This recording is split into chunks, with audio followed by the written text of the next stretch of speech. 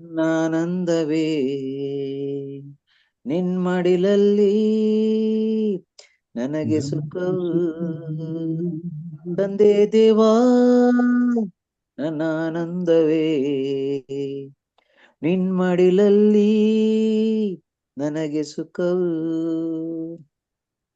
ನನ್ನ ಪ್ರಾಣ ಸ್ನೇಹಿತನೇ ನಿನ್ನ ಸನ್ನಿಧಿ ಪರಿಮಳವೇ ಸಿಹಿ ಜೇನಿಗಿಂತ ನಿನ್ನ ಪ್ರೀತಿ ಎಷ್ಟು ಮಧುರ ನನ್ನ ಪ್ರಾಣ ಸ್ನೇಹಿತನೇ ನಿನ್ನ ಸನ್ನಿಧಿ ಪರಿಮಳವೇ ಸಿಹಿ ಜೇನಿಗಿಂತ ನಿನ್ನ ಪ್ರೀತಿ ಎಷ್ಟು ಮಧುರ ತಂದೆ ದೇವಾ ನನ್ನ ಆನಂದವೇ ನಿನ್ಮಡಿಲಲ್ಲಿ ನನಗೆ ಸುಖವು ತಂದೆ ದೇವಾ ನನ್ನ ಆನಂದವೇ ನಿನ್ಮಡಿಲಲ್ಲಿ ನನಗೆ ಸುಖವು ತಂದೆ ದೇವಾ ನನ್ ಸರ್ವ ನೀನಯ್ಯ ನೀನಿತ್ತರೆ ನನಗೆ ಸಾಕು ತಂದೆ ದೇವಾ ನನ್ ಸರ್ವ ನೀನಯ್ಯ ನೀನಿದ್ದರೆ ನನಗೆ ಸಾಕು. ದೇವರ ನಾಮಕ್ಕೆ ಸ್ತೋತ್ರವಾಗಲಿ. ಆಮೇನ್. ಆಮೇನ್. ಉತ್ತಮವಾದಂತಹ ಹಾಡಿಗಾಗಿ ಸಹೋದರ ಜಾನ್ ಡೇವಿಡ್ ಅವರಿಗೆ ವಂದನೆಗಳನ್ನ ಸಲ್ಲಿಸ್ತೇನೆ. ಈ ದಿನ ದೇವರ ಮನ್ನಕ್ಕಾಗಿ ನಮ್ಮ ಜೊತೆಯಲ್ಲಿ ಹಿರಿಯರಾದಂತ ಚಿನ್ನಪ್ಪ ಸಾತ್ವಿಕ್ ಅವರು ಇದ್ದಾರೆ.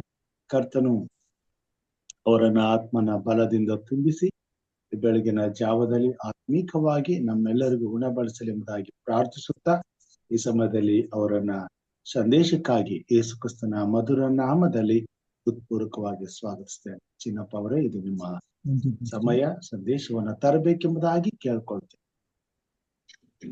ದೇವರ ನಾಮಕ್ಕೆ ಸ್ತೋತ್ರವಾಗಲಿ. ನಮ್ಮ ಜೀವಿತ ಕಾಲಕ್ಕೆ ಮತ್ತೊಂದು ದಿನವನ್ನ ದೇವರು ಸೇರಿಸಿದ್ದಾನೆ. ನಮಗೆ ಬೇಕಾದಂತಹ ವಿಶ್ರಾಂತಿಯನ್ನ ದಯಪಾಲಿಸಿ ಮತ್ತೊಂದು ದಿನವನ್ನ ನೋಡುವ ಹಾಗೆ ನಮಗೆ ಸಹಾಯ ಮಾಡಿದ್ದಾನೆ. ಮಾತ್ರವಲ್ಲದೆ ನಾವೆಲ್ಲರೂ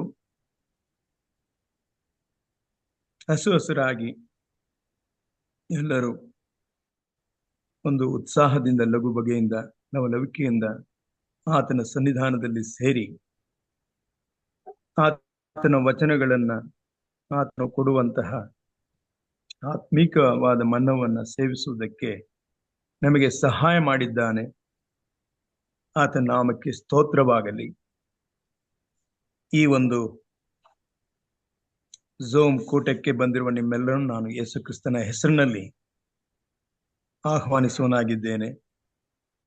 ಈ ದಿನ ನಾವು ದೇವರು ಕೊಡುವಂತಹ ವಾಕ್ಯಗಳಿಗೆ ನಮ್ಮ ಮನಸ್ಸನ್ನ, ನಮ್ಮ ಗಮನವನ್ನ ಈ ಒಂದು ವಾಕ್ಯಗಳಿಗೆ ಹರಿಸೋಣ. ಪ್ರಿಯರೇ, ಎಫೆಸದವರಿಗೆ ಬರೆದ ಪತ್ರಿಕೆ 4ನೇ ಅಧ್ಯಾಯ 1-2 ವಚನಗಳನ್ನ ಓದಿ ನಾನು ಪ್ರಾರ್ಥನೆ ಮಾಡಿ ಈ ಒಂದು ಸಂದೇಶವನ್ನ ದೇವರ ಆತ್ಮನ ಮುಖಾಂತರ ನಾವು ಹೊಂದಿಕೊಳ್ಳೋಣ. ನೀವು ದೇವರಿಂದ ಕರೆಯಲ್ಪಟ್ಟವರಾದ ಕಾರಣ ಯೋಗ್ಯರಾಗಿ ನಡೆದುಕೊಳ್ಳಬೇಕೆಂದು ಕರ್ತನ ಸೇವೆಯಲ್ಲಿ ಸೆರೆಯವನಾದ ನಾನು ನಿಮ್ಮನ್ನು ಪ್ರಬೋಧಿಸುತ್ತೇನೆ. ನೀವು ಪೂರ್ಣ ವಿನಯ, ಸಾತ್ವಿಕತೆಗಳಿಂದಲೂ ದೀರ್ಘ ಶಾಂತಿಯಿಂದಲೂ ಕೂಡಿದವರಾಗಿ ಪ್ರೀತಿಯಿಂದ ಒಬ್ಬರನ್ನೊಬ್ಬರನ್ನು ಸಹಿಸಿಕೊಳ್ಳಿರಿ.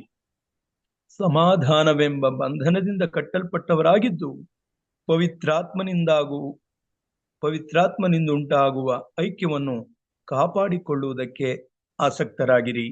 ನೀವೆಲ್ಲರೂ ಒಂದೇ ದೇಹಕ್ಕೆ ಸೇರಿದವರು, ಒಬ್ಬನೇ ಆತ್ಮನನ್ನು ಹೊಂದಿದವರು, ಒಂದೇ ಪದವಿಯನ್ನು ನಿರೀಕ್ಷಿಸುವುದಕ್ಕೆ ಕರೆಯಲ್ಪಟ್ಟವರು ಆಗಿದ್ದೀರಿ ಎಂಬುದೇ ದೇವರು ಈ ವಾಕ್ಯವನ್ನು ಆಶೀರ್ವದಿಸಲಿ. ನಾವು ತಲೆಬಾಗಿ ಪರಿಶುದ್ಧಾತ್ಮನ ಸಹಾಯಕ್ಕೋಸ್ಕರ ಪ್ರಾರ್ಥನೆ ಮಾಡೋಣ. ನಮ್ಮನ್ನು ಬಹಳವಾಗಿ ಪ್ರೀತಿ ಮಾಡುವಂತಹ ತಮ್ಮ ತಂದೆಯಾದ ಮತ್ತೊಂದು ಆವರ್ತಿ ಸ್ವಾಮಿ, ನಿನ್ನ ಸನ್ನಿಧಾನದಲ್ಲಿ ನಾವೆಲ್ಲರೂ ಸ್ವಾಮಿ ಯಥಾರ್ಥ ಭಕ್ತಿಯಿಂದ, ಆಸಕ್ತಿಯುಳ್ಳ ಮನಸ್ಸಿನಿಂದ ನಿನ್ನ ಸನ್ನಿಧಾನಕ್ಕೆ ಬಂದಿದ್ದೇವೆ ಸ್ವಾಮಿ. ಈ ದಿನ ನೀನು ಕೊಡುವಂತಹ ವಾಕ್ಯಗಳನ್ನ ನಾವು ಮನಸ್ಸಿಟ್ಟು ಅವುಗಳನ್ನ ಚೆನ್ನಾಗಿ ಸ್ವಾಮಿ ಆಲಿಸಿಕೊಂಡು ನಮ್ಮ ಹೃದಯದಲ್ಲಿಟ್ಟುಕೊಂಡು ಕಲಿಯುವುದಕ್ಕೆ ಸಹಾಯ ಮಾಡು ಸ್ವಾಮಿ. ನಾವು ಕೇಳಿ ಅದನ್ನು ಮರೆತು ಬಿಡದೆ ಶಾಶ್ವತವಾಗಿ ನಮ್ಮ ಹೃದಯದಲ್ಲಿ ಇಟ್ಟುಕೊಳ್ಳುವುದಕ್ಕೆ ಸಹಾಯ ಮಾಡು ಸ್ವಾಮಿ. ಅದರಂತೆ ನಡೆಯುವುದಕ್ಕೆ ಸಹಾಯ ಮಾಡು ಸ್ವಾಮಿ. ಈ ಪಾಠಗಳನ್ನ ನಾವು ಹೊಂದಿಕೊಳ್ಳುವಾಗೆ ಸ್ವಾಮಿ ನಿನ್ನ ಪರಿಶುದ್ಧಾತ್ಮನ ಸಹಾಯವನ್ನು ಬೇಡುತ್ತೇವೆ ಸ್ವಾಮಿ.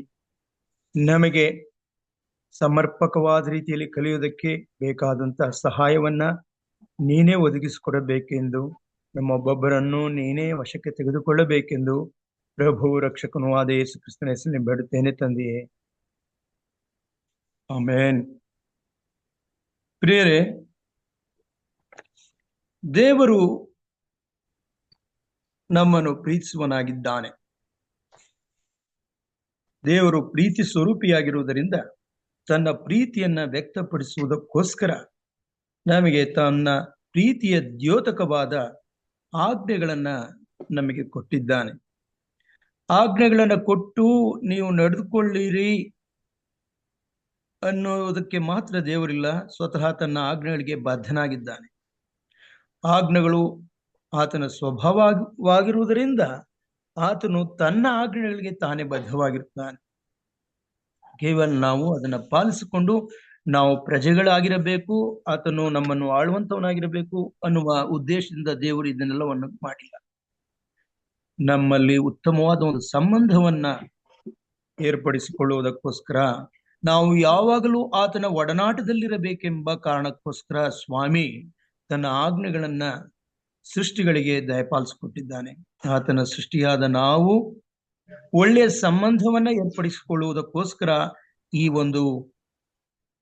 ವಾಕ್ಯಗಳನ್ನ, ಆತನು ಕೊಟ್ಟಿರುವ ಆಜ್ಞೆಗಳನ್ನ ನಾವು ಬಳಸಿಕೊಳ್ಳಬೇಕಾಗಿದೆ. ಪ್ರಿಯರೇ, ಆಜ್ಞೆಗಳು ನಮ್ಮನ್ನ ಒಳಪಡಿಸುವುದು ಮಾತ್ರವಲ್ಲ, ನಾವು ಇನ್ನೊಬ್ಬರನ್ನ ಪ್ರೀತಿಸಿ ದೇವರಿಗೆ ಒಂದು ಮೆಚ್ಚತಕ್ಕ ಅಥವಾ ಸ್ವೀಕಾರಾರ್ಹವಾದ ವ್ಯಕ್ತಿಗಳನ್ನಾಗಿ ಮಾಡುವುದಕ್ಕೋಸ್ಕರ ಇವೆಲ್ಲವೂ ನಮಗೆ ಕೊಡಲ್ಪಟ್ಟಿವೆ.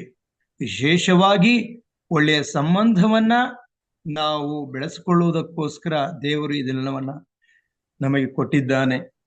ನಾವು ಒಳ್ಳೆಯ ಸಂಬಂಧಗಳನ್ನ ಬೆಳೆಸಿಕೊಳ್ಳದೆ, ಸಂಬಂಧವನ್ನ ಉಳಿಸಿಕೊಳ್ಳದೆ, ಸಂಬಂಧವನ್ನ ನಾವು ಮುರಿದು ಹಾಕುತ್ತಾ ಹೋದರೆ ಇವೆಲ್ಲವೂ ವ್ಯರ್ಥವಾಗುತ್ತದೆ.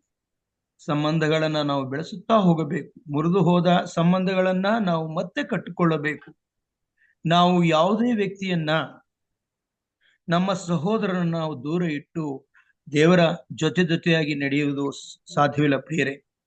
ಹಾಗೆ ಒಂದು ವೇಳೆ ನಾವು ಮಾಡುವಂತಹ ಪ್ರಯತ್ನಗಳಿದ್ರೆ ಅದು ನಾವು ಕಡೆಯದಾಗಿ ನಾವು ಮೋಸಕ್ಕೆ ಒಳಗಾಗುವಂತವರಾಗಿರುತ್ತೇವೆ.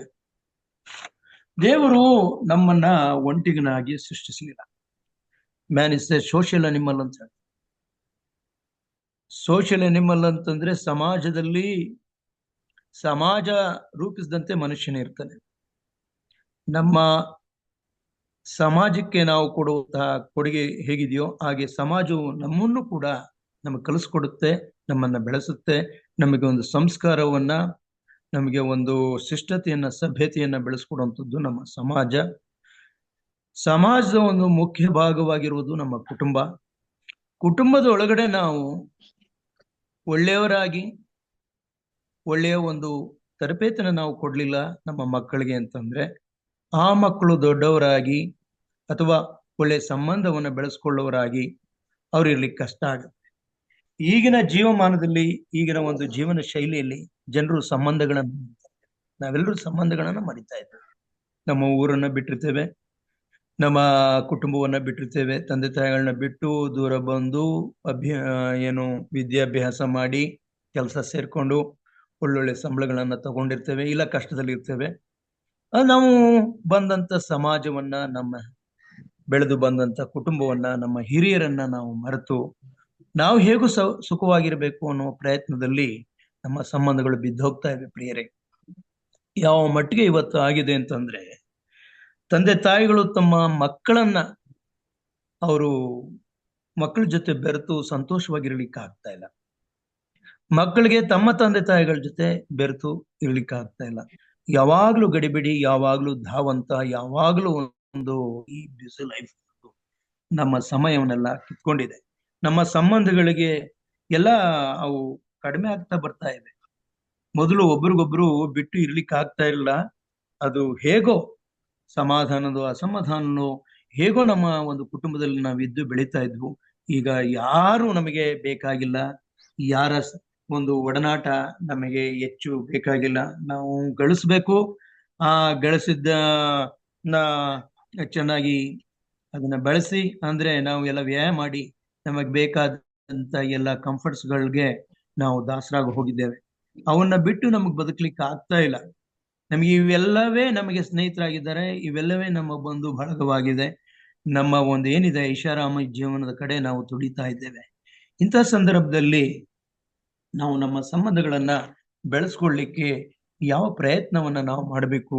ನಿಜವಾಗಿಯೂ ದೇವರು ದೇವರಾಗಿಯೇ ಇದ್ದಾನೋ, ಅಥವಾ ನಮ್ಮ ಸಂಬಂಧಗಳೇನಿವೆ ಆ ಸಂಬಂಧಗಳಲ್ಲಿ ಆತನೂ ಒಬ್ಬನಾಗಿದ್ದಾನೋ ಅಂತ ನೋಡುವಾಗ ಖಂಡಿತವಾಗಿಯೂ ದೇವರೇ ಇವೆಲ್ಲವನ್ನ ನಮಗೆ ಈ ಸಂಬಂಧಗಳನ್ನ ಕೊಟ್ಟಿದ್ದಾನೆ. ತಂದೆ ತಾಯಿಗಳನ್ನ ನೀನು ಪ್ರೀತಿಸ್ಬೇಕು, ಸನ್ಮಾನಿಸ್ಬೇಕು ಅಂತ ಹೇಳುವಾಗ ಸ್ವತಃ ದೇವರೇ ನಮ್ಮನ್ನ ತಾಯಿಯಂತೆ ನಮ್ಮನ್ನ ಪೋಷಿಸುವಂತವನಾಗಿದ್ದಾನೆ. ಅವನು ಈ ಈ ಯೆಶಾಯ ಬರೆದ ಪತ್ರಿಕೆಯಲ್ಲಿ ಒಂದು ವಾಕ್ಯ ಬರ್ತದೆ 46ನೇ ಅಧ್ಯಾಯದಲ್ಲಿ. ನಮ್ಮನ್ನ ಯಾವ ರೀತಿ ಆತನು ತಾಯಿಗಿಂತಲೂ ಹೆಚ್ಚಿನ ರೀತಿಯಲ್ಲಿ ನಮ್ಮನ್ನ ಸಾಕಿ ಸಲಹುತ್ತಾನೆ ಅನ್ನೋದನ್ನ ಇಲ್ಲಿ ನಾವು ನೋಡುತ್ತೇವೆ. ಯಾಕೋಬ ವಂಶವೇ, ಇಸ್ರಾಯೇಲ್ ಸಂತಾನ ಶೇಷವೇ, ನನ್ನ ಮಾತಿಗೆ ಕಿವಿಗೊಡಿರಿ. ನಿಮ್ಮನ್ನು ಗರ್ಭದಿಂದ ಹೊರುತ್ತಿದ್ದೇನೆ, ಹುಟ್ಟಿದಂದಿನಿಂದ ಹೊಯ್ಸುತ್ತಿದ್ದೇನೆ. ನಿಮ್ಮ ಮುಪ್ಪಿನ ತನಕ ನಾನೇ ಆಧಾರ. ನರೆ ಬಂದಾಗಲೂ ನಿಮ್ಮನ್ನು ಹೊತ್ತು ಸಹಿಸುವೆನು. ನಾನೇ ಉಂಟು ಮಾಡಿದೆನು, ನಾನೇ ಹೊರುವೆನು. ಹೌದು, ನಿಮ್ಮನ್ನು ಹೊತ್ತು ಸಹಿಸಿ ನಿರ್ವಹಿಸುವೆನು. ಎಂಥ ದೇವರು ನಮಗಿದ್ದಾನೆ ನೋಡಿ. ನಾನು ಗರ್ಭ ಹೊತ್ತೋಳು ತಾಯಿ ಆಗಿರ್ಬೋದು, ಆದ್ರೆ ಸ್ವಾಮಿಯಲ್ಲಿ ಹೇಳ್ತಾ ಇದ್ದಾನೆ, ನಿಮ್ಮನ್ನು ಗರ್ಭದಿಂದ ಹೊರುತ್ತಿದ್ದೇನೆ, ಹುಟ್ಟಿದಂದಿನಿಂದ ವಹಿಸುತ್ತಿದ್ದೇನೆ. ಅಂದ್ರೆ ತಾಯಿ ನಿಜವಾದ ತಾಯಿ ದೇವರೇ ಅಂತ ಹೇಳೋದನ್ನ ನಾವಿಲ್ಲಿ ನೋಡ್ತೇವೆ. ತಂದೆಗಿಂತಲೂ ಹೆಚ್ಚಿನ ರೀತಿಯಲ್ಲಿ ನಮ್ಮ ಏನು ಬಯಾಲಜಿಕಲ್ ಫಾದರ್ ಅಂತ ಹೇಳ್ತೇವೆ, ನಮ್ಮ ನಿಜವಾಗಿಯೂ ನಮ್ಮ ಹೆತ್ತಂತ ತಂದೆಗಿಂತಲೂ ಸ್ವಾಮಿ ನಮ್ಮನ್ನು ಹೊರುವನಾಗಿದ್ದಾನೆ. ತಾನೇ ಎಫ್ರಾಯಿಂ ನನ್ನ ಮುದ್ದು ಮಗನೋ ಎಂಬಂತೆ ನನ್ನ ಕರುಳು ಮುರುಗುತ್ತದೆ ಎಂಬುದಾಗಿ ಹೇಳುವಾಗ ನಿಜವಾಗಿಯೂ ನಾವು ಆತನ ಮಕ್ಕಳು, ನಮ್ಮೆಲ್ಲರಿಗೂ ಆತನೇ ತಂದೆಯಾಗಿದ್ದಾನೆ. ತಂದೆಯು ಒಂದು ವೇಳೆ ನಾವು ಕಳ್ಕೊಳ್ಳಬಹುದು. ತಂದೆಯು ಇರುವುದೆಷ್ಟು ದಿನಗಳ ಕಾಲ ಮಾತ್ರ ನಮ್ಮನ್ನ ಕಾಪಾಡ್ತಾನೆ. ಆದ್ರೆ ತಂದೆ ದೇವರು ನಮ್ಮನ್ನು ಸದಾ ಕಾಲಕ್ಕೂ ಕಾಪಾಡೋನಾಗಿದ್ದಾನೆ. ಇಂತಹ ದೇವರು ನನ್ನನ್ನ ನೀವು ತಂದೆ ಅಂತ ಹೇಳಿ ನಿಮ್ಮ ತಂದೆಯನ್ನ ನೀವು ಕಡೆಗಣಿಸಿ ಅಂತ ಯಾವತ್ತೂ ಹೇಳಲಿಲ್ಲ. ನಮ್ಮ ತಂದೆ ತಾಯಿಗಳನ್ನ ನಾವು ಸನ್ಮಾನಿಸ್ಬೇಕು ಅಂತ ಆಜ್ಞೆಯನ್ನೇ ಸ್ವಾಮಿ ಕೊಟ್ಟಿದ್ದ. ಏನಂತ ಹೇಳ್ತಾನೆ ಅಂದ್ರೆ, ನಿಮ್ಮ ದೇಶದಲ್ಲಿ ನೀವು ದೀರ್ಘಕಾಲವಾಗಿ ಬದುಕಬೇಕು ಅಂದ್ರೆ ಒಂದ್ ಕೆಲಸ ಮಾಡ್ರಿ, ನಮ್ಗೆ ದೀರ್ಘಾಯುಷ್ಯ ಕೊಡ್ತೇನೆ, ನಿಮ್ ತಂದೆ ತಾಯಿಗಳನ್ನ ಸನ್ಮಾನಿಸ್ರಿ ಅಂತ ಹೇಳ್ದ. ವಾಗ್ದಾನ ಸಹಿತವಾದ ಒಂದು ಆಜ್ಞೆ, ಅದೊಂದೇ ಪ್ರಿಯರೇ. ಆ ಆಜ್ಞೆನ ನಾವು ಪರಿಪಾಲಿಸಿದ್ದ ಹಾಗೇನೆ ಅದ್ರ ಜೊತೆಗೆ ನಮ್ಗೆ ದೀರ್ಘಾಯುಷ್ಯ ನಮಗೆ ಸಿಗುತ್ತೆ ಅಂತ ಸ್ವಾಮಿ ಹೇಳಿದ್ದಾನೆ.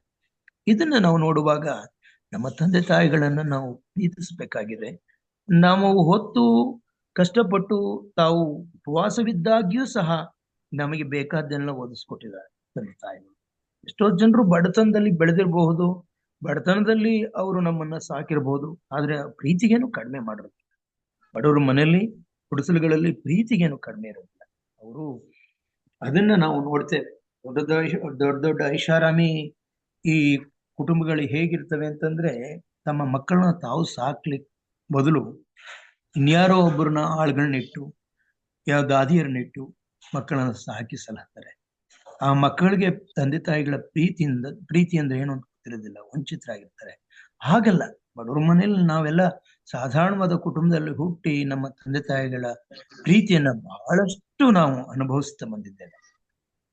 ಹೀಗಿರುವಾಗ ನಮ್ಮ ತಂದೆ ತಾಯಿಗಳನ್ನ ನಾವು ನೋಡ್ಕೊಳ್ಬೇಕಾದ ಸಂದರ್ಭದಲ್ಲಿ ಇಲ್ಲಸಲ್ಲದ ಒಂದು ನೆಪಗಳನ್ನ ಹೊತ್ತು, ಅಯ್ಯ ಅವ್ರು ಸರಿ ಇಲ್ಲ, ಅವ್ರು ಹಾಗೆ, ಇವ್ರು ಹೀಗೆ, ನಾವ್ ಹೇಳಿದ್ದನ್ನು ಮಾಡೋದಿಲ್ಲ, ಏನೇನೋ ಮಾಡ್ಕೊಂಡ್ಬಿಡ್ತಾರೆ, ಅವ್ರಿಗೂ ನಮ್ಗೆ ಸರಿ ಹೋಗಲ್ಲ, ನಾವು ನಗರದಲ್ಲಿದ್ದೇವೆ, ಅವರು ಹಳ್ಳಿಲಿದ್ದಾರೆ, ನಾವು ಇಲ್ಲಿ ಇಷ್ಟಪಡಲ್ಲ, ಈ ತರ ಎಲ್ಲ ಕಾರಣ ಕೊಟ್ಟು ನಾವು ನಮ್ಮ ತಂದೆ ತಾಯಿಗಳನ್ನ ದೂರ ಮಾಡ್ಕೋಬಾರ್ದು. ಅವರ ಪ್ರೀತಿಯನ್ನ ನಾವು ಹೇಗೆ ಅನುಭವಿಸ್ತೀವಿ ಹಾಗೆ ನಮ್ಮ ಪ್ರೀತಿನ ಅವರು ಅನುಭವಿಸಿದ್ರೆ ಮಾತ್ರ ನಮ್ಮ ತಂದೆ, ನಿಜವಾದ ತಂದೆ, ಪರಲೋಕದ ತಂದೆಯ ಸಮಕ್ಷಮದಲ್ಲಿ ನಾವು ಒಂದು ತಪ್ಪಿಲ್ಲದವರಂತೆ ಕಾಣಲ್ಪಡುತ್ತೇವೆ. ದೇವರು ನಿಜವಾಗಿಯೂ ನಮಗೆ ಇನ್ನೇನಾಗಿದ್ದಾನೆ ಅಂತಂದ್ರೆ ನಮ್ಮನ್ನು ಆಳುವಂತಹ ಒಬ್ಬ ರಾಜನಾಗಿ ನಮ್ಮನ್ನ ಎಷ್ಟು ಚೆನ್ನಾಗಿ ಆಳ್ತಾನೆ ಅಂತಂದ್ರೆ ಅನ್ಯಾಯದಿಂದ ಆಗ್ಲಿ ದಬ್ಬಾಳಿಕೆಯಿಂದ ಆಗ್ಲಿ ಆಳುವನಲ್ಲ. ಆದಾಗ್ಯೂ ಈ ಅಧಿಕಾರಕ್ಕೆ ರಾಜರಿಗೆ ಏನ್ ಕೊಡ್ಬೇಕು ಅದನ್ನ ಕೊಡ್ಬೇಕು ಅಂತ ದೇವರು ಹೇಳ್ತೇನೆ.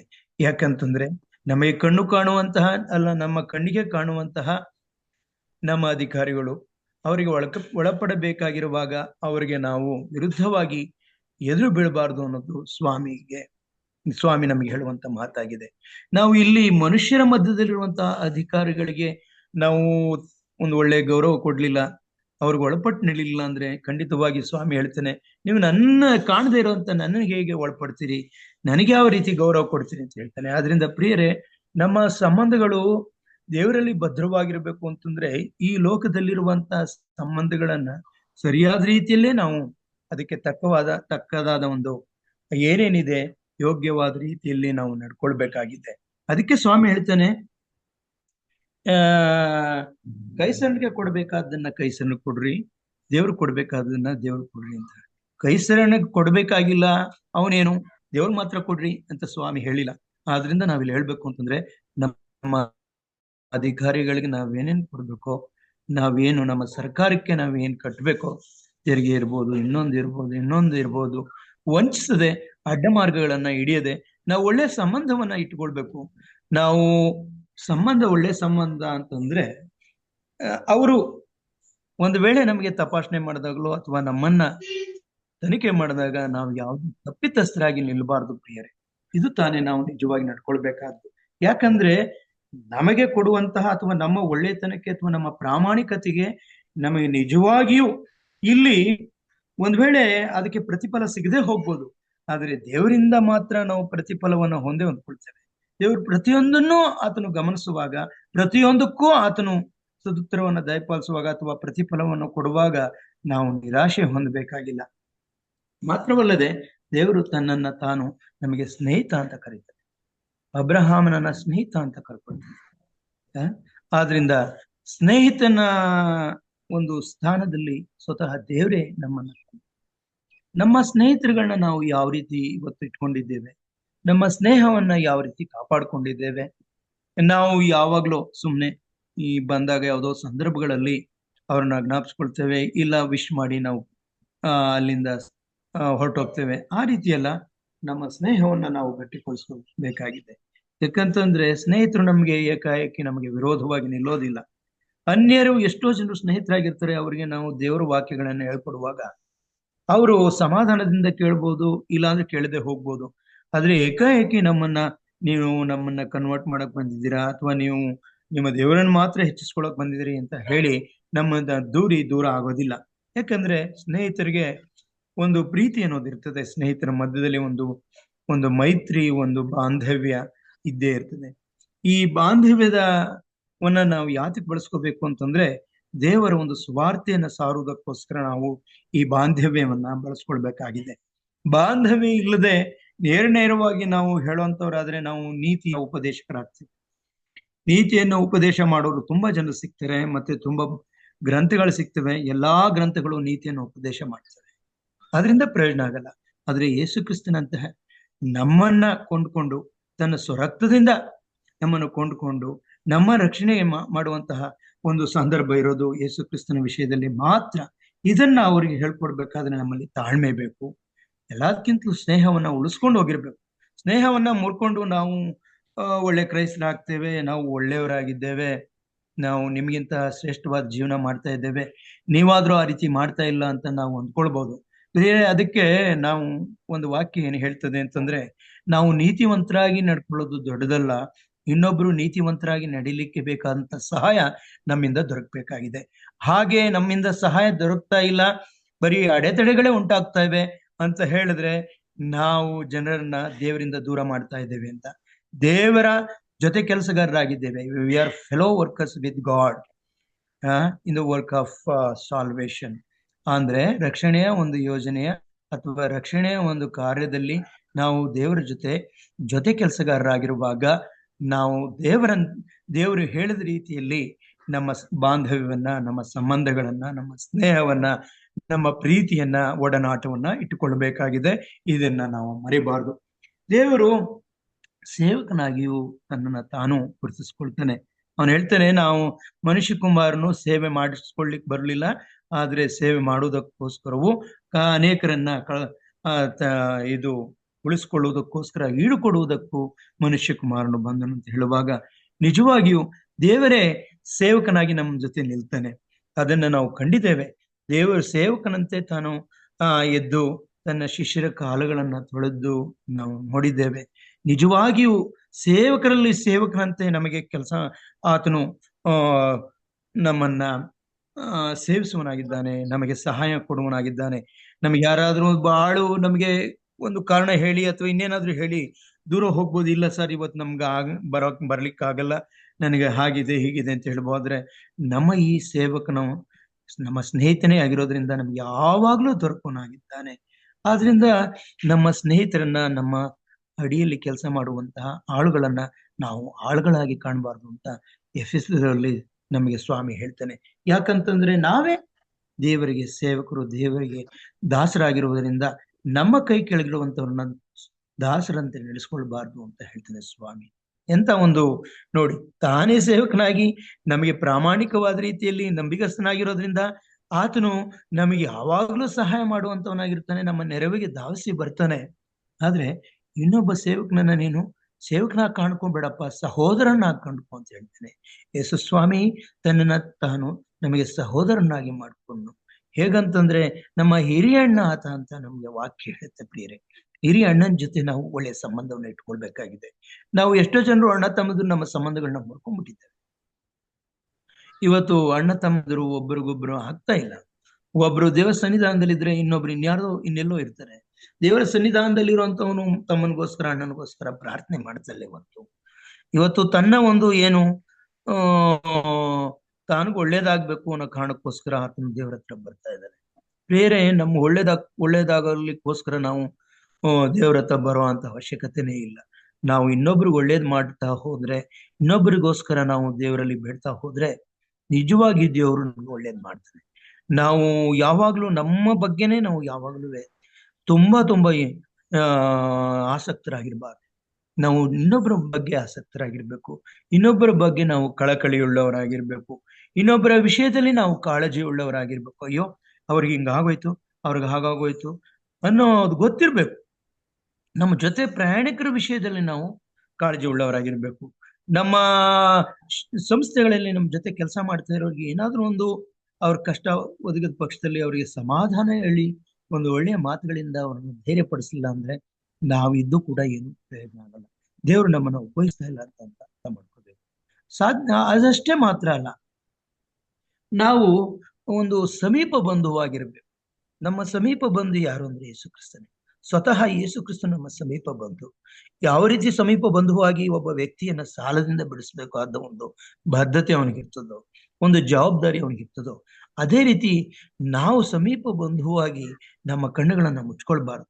ನಮ್ಮ ಬಂಧು ಬಳಗದವರು ಯಾವ್ದಾದ್ರು ಕಷ್ಟಗಳಲ್ಲಿರುವಾಗ ನಮ್ಮ ಕೈಯಲ್ಲಿ ಸಹಾಯ ಮಾಡಕ್ಕಾಗದೆ ಹೋಗ್ಬೋದು, ಆದ್ರೆ ಅವ್ರ ಜೊತೆ ನಿಂತು ಅವರಿಗೆ ಬೇಕಾದಂತಹ ಆತ್ಮಸ್ಥೈರ್ಯವನ್ನ ಕೊಡ್ಬೇಕು. ಒಂದು ಮಾರಲ್ ಸಪೋರ್ಟ್ನ ನಾವು ಕೊಡಬೇಕಾಗಿದೆ. ಹೀಗಿದ್ರೆ ಮಾತ್ರ ನಾವು ಸಂಬಂಧವನ್ನ ನಾವು ಉಳಿಸ್ಕೊಳಕ್ಕಾಗತ್ತೆ. ಸಂಬಂಧವನ್ನ ಉಳಿಸ್ಕೊಳ್ಬೇಕು ಅನ್ನೋದೇ ದೇವರ ಒಂದು ಚಿತ್ತವಾಗಿದೆ. ಸಂಬಂಧಗಳನ್ನ ಉಳಿಸ್ಕೊಳ್ಬಾರ್ದು. ಅವರು ಏನಿದ್ರು ಪ್ರಜೆಗಳೇ, ನಾನೇನಿದ್ರುವೆ ರಾಜನೇ ಅಂತ ಹೇಳೋದಾಗಿದ್ರೆ ಅವನು ಇವೆಲ್ಲವನ್ನ ಹೇಳ್ತಾ ಇರಲಿಲ್ಲ. ಈ ಸಂಬಂಧಗಳನ್ನೆಲ್ಲ ನಮ್ಗೆ ಇಡ್ತಾ ಇರಲಿಲ್ಲ. ನಮ್ಗೆ ಈ ಸಂಬಂಧಗಳೆಲ್ಲ ಇರೋದು ಯಾತಕ್ಕಂದ್ರೆ ಸ್ವತಃ ದೇವರೇ ಆ ಸಂಬಂಧವನ್ನ ಕಾಯ್ದು ಕಾಪಾಡ್ಕೊಂಡು ಬರ್ತಾ ಇದ್ದಾರೆ ನಮ್ಮ ಜೊತೆ. ಆತನು ನಮ್ಮ ಸ್ನೇಹಿತನಾಗಿ ಯಾವಾಗ್ಲೂ ನೆರವಿಗೆ ಬರ್ತಾನೆ. ಆತನು ನಮಗೆ ಸೇವಕನ ಆದ ರೀತಿಯಲ್ಲಿ ನಮ್ಗೆ ಯಾವಾಗ್ಲೂ ನೆರವು ಬರ್ತಾನೆ. ನಾವು ಆತನು ಯಾವಾಗ್ಲೂ ನಮ್ಮ ಸಮೀಪ ಬಂಧುವಾಗಿ ನಮ್ಮನ್ನ ಬಿಡಿಸೋದಕ್ಕೆ ಬರ್ತಾನೆ. ಆದ್ರಿಂದ ನಮ್ಮ ಸಂಬಂಧಗಳನ್ನ ಅಂದ್ರೆ ನಮ್ಮ ಬಂಧುಗಳನ್ನ ನಾವು ಮರಿಬಾರ್ದು.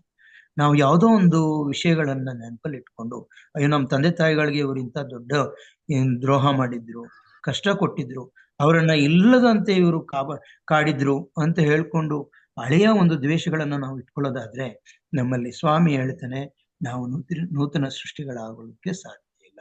ನಮ್ಮಲ್ಲಿ ಆ ದ್ವೇಷ ನಮ್ಮ ಹೃದಯದಿಂದ ನಾವು ಕಿತ್ತು ಹಾಕಿಲ್ಲ ಅಂತಂದ್ರೆ ಪ್ರೀತಿ ಬೆಳೆಯೋದಿಲ್ಲ. ಪ್ರೀತಿ ಬೆಳೆಸ್ಕೋಬೇಕು ಅಂತ ಹೇಳಿದ್ರೆ ನಾವು ಅವರು ಮಾಡಿದಂತ ತಪ್ಪುಗಳನ್ನ ನಾವು ಕ್ಷಮಿಸಿ ಮರೆತು ಬಿಡಬೇಕು. ನೋಡಿ, ಕೆಲವು ವಿಷಯಗಳನ್ನ ನಾವು ಯಾವುದನ್ನ ಮರಿಬೇಕು ಅದನ್ನ ಮರೆತು ಬಿಡ್ಬೇಕು. ಅವೆಲ್ಲ ಕಹಿ ಘಟನೆಗಳಾಗಿರ್ತವೆ.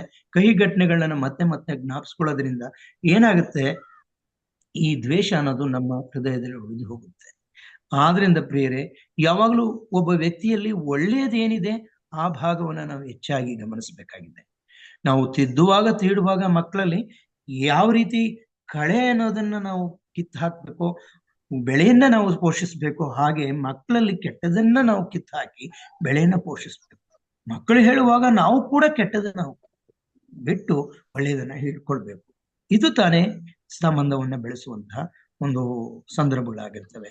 ಆದ್ರಿಂದ ನಾವು ತಿಳ್ಕೊಬೇಕಾಗಿರೋದು ಏನಪ್ಪಾ ಅಂತಂದ್ರೆ, ಒಳ್ಳೆಯ ಘಟನೆಗಳನ್ನ ನಾವ್ಯಾವ ಒಳ್ಳೇದನ್ನ ಮಾಡಿದ್ರೆ ಅವಾಗ ಸಿಕ್ದಾಗ್ಲೆಲ್ಲ ನೋಡಿ ನಿಮ್ಮಿಂದ ನನಗೆ ಇಷ್ಟು ಆಯ್ತು ಅಂತ ಹೇಳುವಾಗ ಅವರು ನಮ್ಮ ಮಾತುಗಳಿಗೆ ಕಿವಿಗೊಡ್ತಾರೆ. ಅಯ್ಯೋ, ನಾವು ಇಷ್ಟು ಏನೋ ಒಂದು ಸಣ್ಣ ಒಂದು ಸಹಾಯ ಮಾಡಿದ್ವು, ಇವರು ಇದನ್ನ ಎಷ್ಟು ದೊಡ್ಡದಾಗಿ ಇನ್ನೂ ಜ್ಞಾಪಿಸ್ಕೊಳ್ತಾರೆ ಅಂತ. ನಾವು ಯಾವಾಗ್ಲೂ ನಾವು ಇತರಿಗೆ ಮಾಡಿದಂತಹ ಸಹಾಯಗಳನ್ನ ಮರಿಬೇಕು.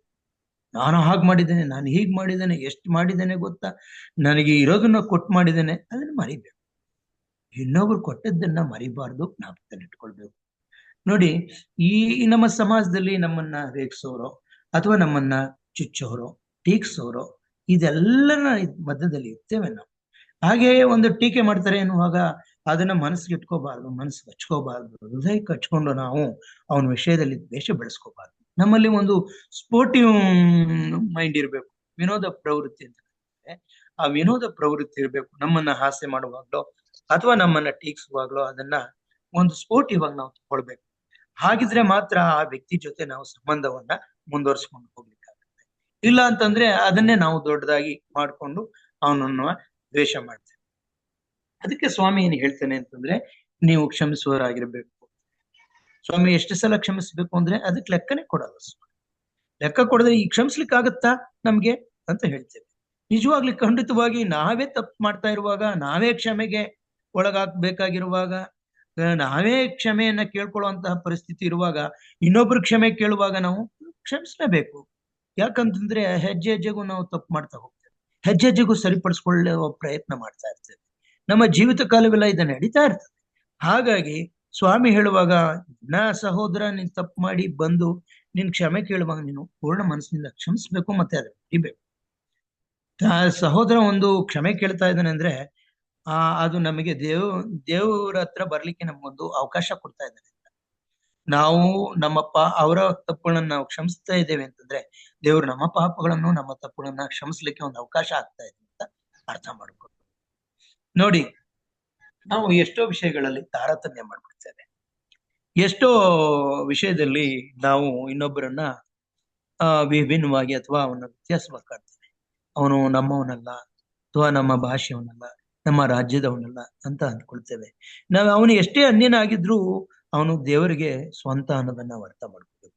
ನಾವು ಕೂಡ ದೇವರಿಗೆ ಸ್ವಂತದವರಾಗಿರೋದ್ರಿಂದ ನಾವಿಬ್ರು ಇಂಡೈರೆಕ್ಟ್ ಆಗಿ ಸ್ವಂತದವರೇ ಆಗಿರ್ತೇವೆ, ಅದು ನಮ್ಗೆ ಗೊತ್ತಿರೋದಿಲ್ಲ. ನಾವು ಅಣ್ಣ ತಮ್ಮಂದ್ರೆ ಆಗಿರ್ತೇವೆ, ಅದು ನಮ್ಗೆ ಗೊತ್ತಿರೋದಿಲ್ಲ. ನಾವೇನಂದ್ಕೊಳ್ತೇವೆ, ಅವ್ರು ಯಾರೋ ಬಂದು ನಮ್ಗೆ ಇಷ್ಟೆಲ್ಲ ಮಾಡ್ಕೊಂಡ್ರಲ್ಲ, ಇದನ್ನೆಲ್ಲ ತಕೊಂಡ್ರಲ್ಲ ಅಂತ. ಇದೆ, ಆತರ ಆಗಿದೆ. ಎಲ್ರು ಕಬಳಿಸ್ಕೊಳ್ಳುವಂಥದ್ದು, ಇನ್ಯಾರೋ ಬುದ್ಧಿವಂತಿಕೆಯಿಂದ ಬಂದು ಒಂದು ಅಲ್ಲಿರುವಂತ ಜನಾಂಗಗಳನ್ನೇ ಅವರು ಖಾಲಿ ಮಾಡಿಸುವಂಥದ್ದು, ಎಲ್ಲವನ್ನ ಕಬಳಿಸ್ಕೊಳ್ಳೋದು, ಅವ್ರ ಮೇಲೆ ದಬ್ಬಾಳಿಕೆ ಮಾಡೋದು, ಆ ತರ ನಡೀತಾ ಇದೆ. ಅವ್ರು ಅತಿ ಬುದ್ಧಿವಂತರಾಗಿರ್ತಾರೆ, ಒಳ್ಳೆ ವ್ಯಾಪಾರ ಮಾಡ್ತಾ ಇರ್ತಾರೆ, ಒಳ್ಳೆ ಒಗ್ಗಟ್ಟಿರ್ತದೆ. ಆ ಒಂದು ಕ್ಲಾಸ್ ಅನ್ನೋದು ಏನಿದೆ ಅದು ಬಂದು ಒಂದು ಸ್ಥಳವನ್ನ ಆಕ್ರಮಿಸ್ಕೊಂಡು ಅಲ್ಲಿರೋ ಜನರನ್ನ ಸೇವಕರನ್ನಾಗಿ ಮಾಡ್ಕೊಳ್ಳುತ್ತೆ. ಈ ಸಂದರ್ಭದಲ್ಲಿ ನಾವ್ ಏನ್ ಕಲ್ತ್ಕೋಬೇಕು ಅಂತಂದ್ರೆ, ಸ್ವಾಮಿ ಹೇಳ್ತಾನೆ, ನೀವು ಈ ಸೇವೆ ಮಾಡುವಾಗ್ಲೆಲ್ಲ ದೇವರಿಗೆ ಸೇವೆ ಮಾಡ್ತೀರಿ ಅಂತ ಅಂದ್ಕೊಳ್ಳಿ. ನೀವು ಕೆಲಸ ಮಾಡೋದು ಎಲ್ಲ ದೇವರಿಗೆ ಸೇವೆ ಮಾಡ್ತಾ ಇದ್ವಿ ಅಂತ ಅಂದ್ಕೊಳ್ಳಿ. ಇನ್ನು ಬೇರೆ ಯಾರಿಗೋ ಮಾಡ್ತೀವಿ ಅಂದ್ಕೋಬೇಡಿ ಅಂತ ಹೇಳ್ತಾನೆ ಸ್ವಾಮಿ. ಅಂತ ವಾಕ್ಯಗಳಿಂದ ನಮ್ಮನ್ನ ಬಲಪಡಿಸ್ತಾ ಇದ್ದಾರೆ ನೋಡಿ. ನಾವ್ ಯಾರ್ ಸೇವೆ ಮಾಡಿದ್ರು ಸರಿನೆ, ದುಷ್ಟ ಅಧಿಕಾರಿಗಳ ಕೆಳಗಡೆ ಇದ್ದು ನಾವು ಅವ್ರ ಸೇವೆ ಮಾಡ್ತಾ ಇದ್ರು ಸರಿ, ದೇವರಿಗೆ ನಾವು ಸೇವೆ ಮಾಡ್ತಾ ಇದ್ದೀವಿ ಅಂತ ಪ್ರಾಮಾಣಿಕವಾಗಿ ವಿಧೇಯತೆಯನ್ನ ನಾವು ಅಲ್ಲಿ ಪ್ರದರ್ಶಿಸಬೇಕು. ನಾವು ಅವಿಧೇಯರಾದ್ರೆ ಇವ್ರು ಯಾರು, ಅನ್ಯರು, ಇವ್ರಿಗೆ ಯಾಕೆ ನಾವು ವಿಧೇಯರಾಗ್ಬೇಕು, ಇವರೇನ್ ನಮಗಿಂತ ಹೆಚ್ಚು ತಿಳ್ಕೊಂಡಿದ್ದಾರೆ, ನಾವಾದ್ರೆ ದೇವ್ರಿಗೆ ಹತ್ತಿರದವರು, ಈ ಒಂದು ಭಾವ ನಮ್ಗಿರಬಾರ್ದು. ಅವರು ಕೂಡ ದೇವ್ರಿಗೆ ಹತ್ತಿರವಾದ ರೀತಿಯಲ್ಲಿ ನಾವು ನೋಡ್ಕೋಬೇಕು. ಹೆಚ್ಚೋ ಶ್ರೀಮಂತರು ಏನ್ ಹೇಳ್ತಾರೆ, ಎಲ್ಲ ಇರ್ತದೆ, ಅವ್ರಿಗೆ ಮನಸ್ಸು ಸಮಾಧಾನ ಇರೋದಿಲ್ಲ. ನಮ್ಮನ್ನ ನಾವು ಸಮಾಧಾನವಾಗಿರುವಂಥದ್ದು, ಶಾಂತಿಯಿಂದ ಇರುವಂಥದ್ದು ನೋಡಿ ಅವ್ರಿಗೆ ಆಶ್ಚರ್ಯ ಆಗ್ಬೇಕು.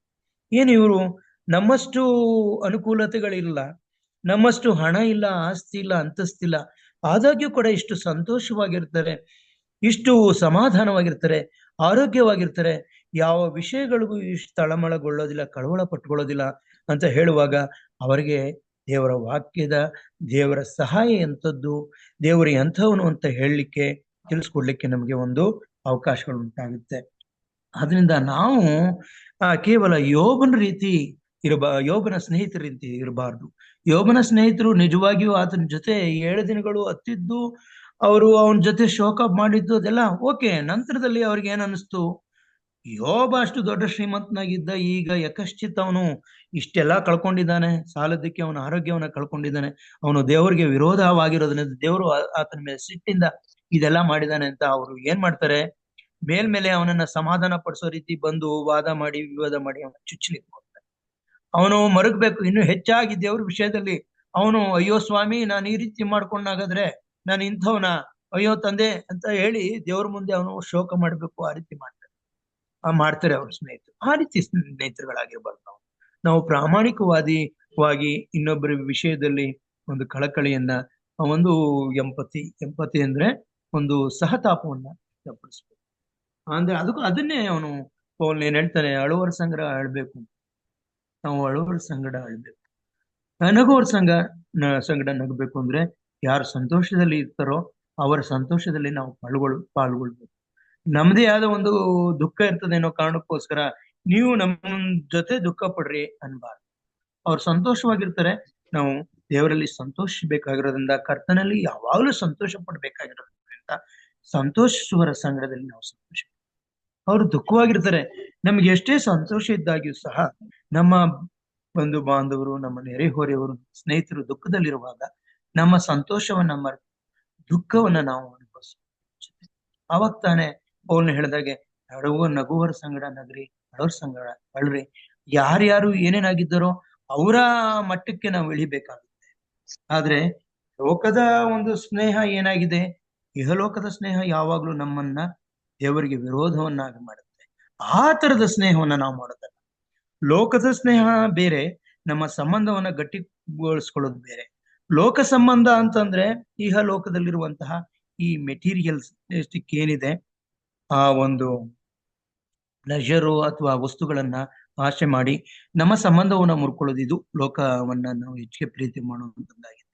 ಲೋಕದಲ್ಲಿರುವಂತಹ ನಮ್ಮ ಸಹೋದರರನ್ನ ನಾವು ಹೆಚ್ಚು ಪ್ರೀತಿ ಮಾಡುವಾಗ ನಾವು ನಮ್ಮಲ್ಲಿರೋದನ್ನ ಅವರಿಗೆ ತ್ಯಾಗ ಮಾಡ್ಬೇಕಾಗುತ್ತೆ. ಆದ್ರೆ ಲೋಕವನ್ನ ಪ್ರೀತಿಸುವಾಗ ನಾವು ತ್ಯಾಗ ಮಾಡ್ಲಿಕ್ಕೆ ಆಗಲ್ಲ. ನಾವು ಎಲ್ಲವನ್ನ ಸಂಗ್ರಹಿಸಿಟ್ಕೊಳ್ಬೇಕಾಗುತ್ತೆ. ಇದೇ ವ್ಯತ್ಯಾಸ. ಇಷ್ಟು ವ್ಯತ್ಯಾಸಗಳನ್ನ ತಿಳ್ಕೊಳ್ಳೋದು ನಾವೇನ್ ಮಾಡ್ತೇವೆ, ದೇವರು ನಮ್ಗೆ ಏನು ಹೇಳಿಲ್ಲ, ಎಲ್ಲವನ್ನು ಮಾರ್ಬಿಟ್ ಬಾ, ನೀ ಬಡವನಾಗಿರು. ಖಂಡಿತವಾಗಿ ಆ ರೀತಿ ಅಬ್ರಹಾಮನ್ಗಾಗ್ಲಿ, ಇಸಾಕನ್ಗಾಗ್ಲಿ, ಯಾಕೋಬನ್ಗಾಗ್ಲಿ, ಸೊಲೊಮೋನ್ಗಾಗ್ಲಿ, ಯೋಸೆಫನ್ಗಾಗಿ ಅವನನ್ನ ಬಡವರಾಗಿರಪ್ಪ, ನೀವು ಯಾವಾಗ್ಲೂ ಗೋಳಾಡ್ತಾ ಇರಿ, ಊಟಕ್ಕೋಸ್ಕರ ಪ್ರಾರ್ಥನೆ ಮಾಡಿ ಯಾವಾಗ ಕೊಡ್ತೀನಿ ಅಂತ ಹೇಳಿಲ್ಲ ಸ್ವಾಮಿ. ನಾವು ಶಾಂತಿಯಿಂದ ಇರ್ಬೇಕು, ಸಮಾಧಾನದಿಂದ ಇರ್ಬೇಕು, ಸಮೃದ್ಧಿಯಿಂದ ಇರ್ಬೇಕು ಅಂತ ದೇವ್ರು ಬರೀತಾರೆ. ಆದ್ರೆ ನಾವು ಇಹಲೋಕದ ಸ್ನೇಹವನ್ನ ನಾವು ಕೊಡ್ಬೇಕಾಗುತ್ತೆ, ಸಂಬಂಧಗಳನ್ನ ಕೊಡ್ಬೇಕಾಗುತ್ತೆ.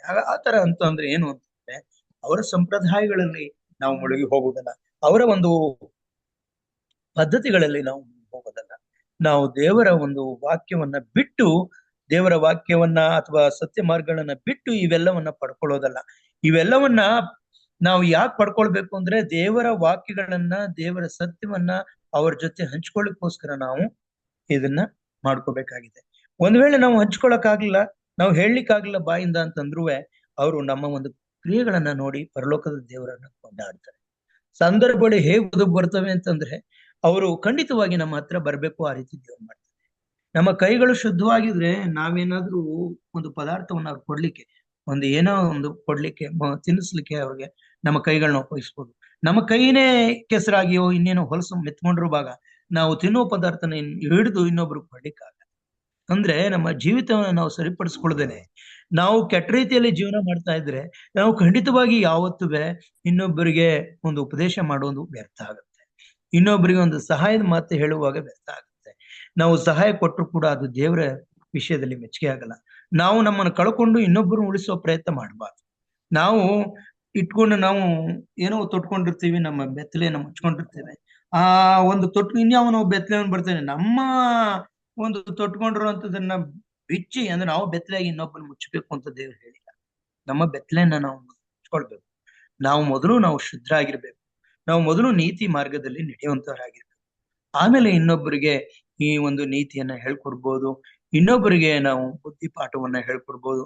ಇಲ್ಲ ಅಂತಂದ್ರೆ ಎಷ್ಟೋ ಸಲ ನಾವು ಬುದ್ಧಿ ಹೇಳಲಿಕ್ಕೆ ಹೋಗಿ ನಮ್ಮ ಸಂಬಂಧಗಳನ್ನ ನಾವು ಮುಟ್ಕೊಳ್ತೇವೆ. ನಾವು ದೊಡ್ಡವರಂತೆ ಮಾಡಬಾರ್ದು. ಅವರಲ್ಲಿ ಒಬ್ಬರಲ್ಲಿ ಸಾಮಾನ್ಯ ವ್ಯಕ್ತಿಯಂತೆ ನಾವು ಇರ್ಬೇಕು. ನಾವು ಯಾವಾಗ್ಲೂ ದೊಡ್ಡತನವನ್ನ ಪ್ರದರ್ಶನ ಮಾಡ್ಲಿಕ್ಕೆ ಹೋದ್ರೆ ಅವರು ದೂರ ಸರಿತಾರೆ. ಯಾರೋ ಕುಡುಕರು, ಯಾರೋ ಒಬ್ರು ಇಲ್ದಿರೋರು, ಅಲ್ಲ ಸಲ್ಲದವ್ರನ್ನ ಏನ್ ಮಾಡ್ತೇವೆ ನಾವು ತುಂಬಾ ದೂರ ಇಡ್ಲಿಕ್ಕೆ ನೋಡ್ತೇವೆ. ಅವ್ರಿಗೇನಾಗುತ್ತೆ, ಇವನು ಒಳ್ಳೆಯವನಪ್ಪ ಹಾಗೆ ಹೀಗೆ ಅಂತ ಹೇಳಿ ತಾವು ದೂರ ಆಗ್ತಾರೆ. ಅದಲ್ಲ, ನಮ್ಗೆ ಅವ್ರಿಗೆ ಸಂದರ್ಭದಲ್ಲಿ ಕೆಲವು ವಿಷಯಗಳಲ್ಲಿ ನಮ್ಮ ಒಂದು ಸಹಾಯ ಬೇಕಾಗುತ್ತೆ. ಅಂದ್ರೆ ಹಣ ಸಹಾಯವಲ್ಲ, ನಮ್ಮ ಮಾರ್ಗದರ್ಶನ ಬೇಕಾಗುತ್ತೆ, ಬುದ್ಧಿ ಮಾತು ಬೇಕಾಗುತ್ತೆ. ಅವಾಗ ನಾವು ಜೊತೆಯಾಗಿ ಇದ್ದು ಅವರನ್ನ ನಾವು ತಿದ್ದುಕೋಬೇಕಾಗತ್ತೆ. ಏಕಾಏಕಿ ನೀನ್ ಹಂಗ್ ಮಾಡ್ಬಾರ್ದು, ಹೀಗ್ ಮಾಡ್ಬಾರ್ದು, ಅದ್ ಸರಿ ಇದ್ ಸರಿ ಇಲ್ಲ ಅಂತ ಹೇಳುವಾಗ ನಾವೇನಾಗ್ತೇವೆ, ನಾವು ಕೇವಲ ಒಂದು ಉಪಾಧ್ಯಾಯರ ರೀತಿ, ಮಕ್ಕಳಿಗೆ ಹೇಳ್ಕೊಡೋ ಉಪಾಧ್ಯಾಯರ ರೀತಿ ಆಗ್ತೇವೆ.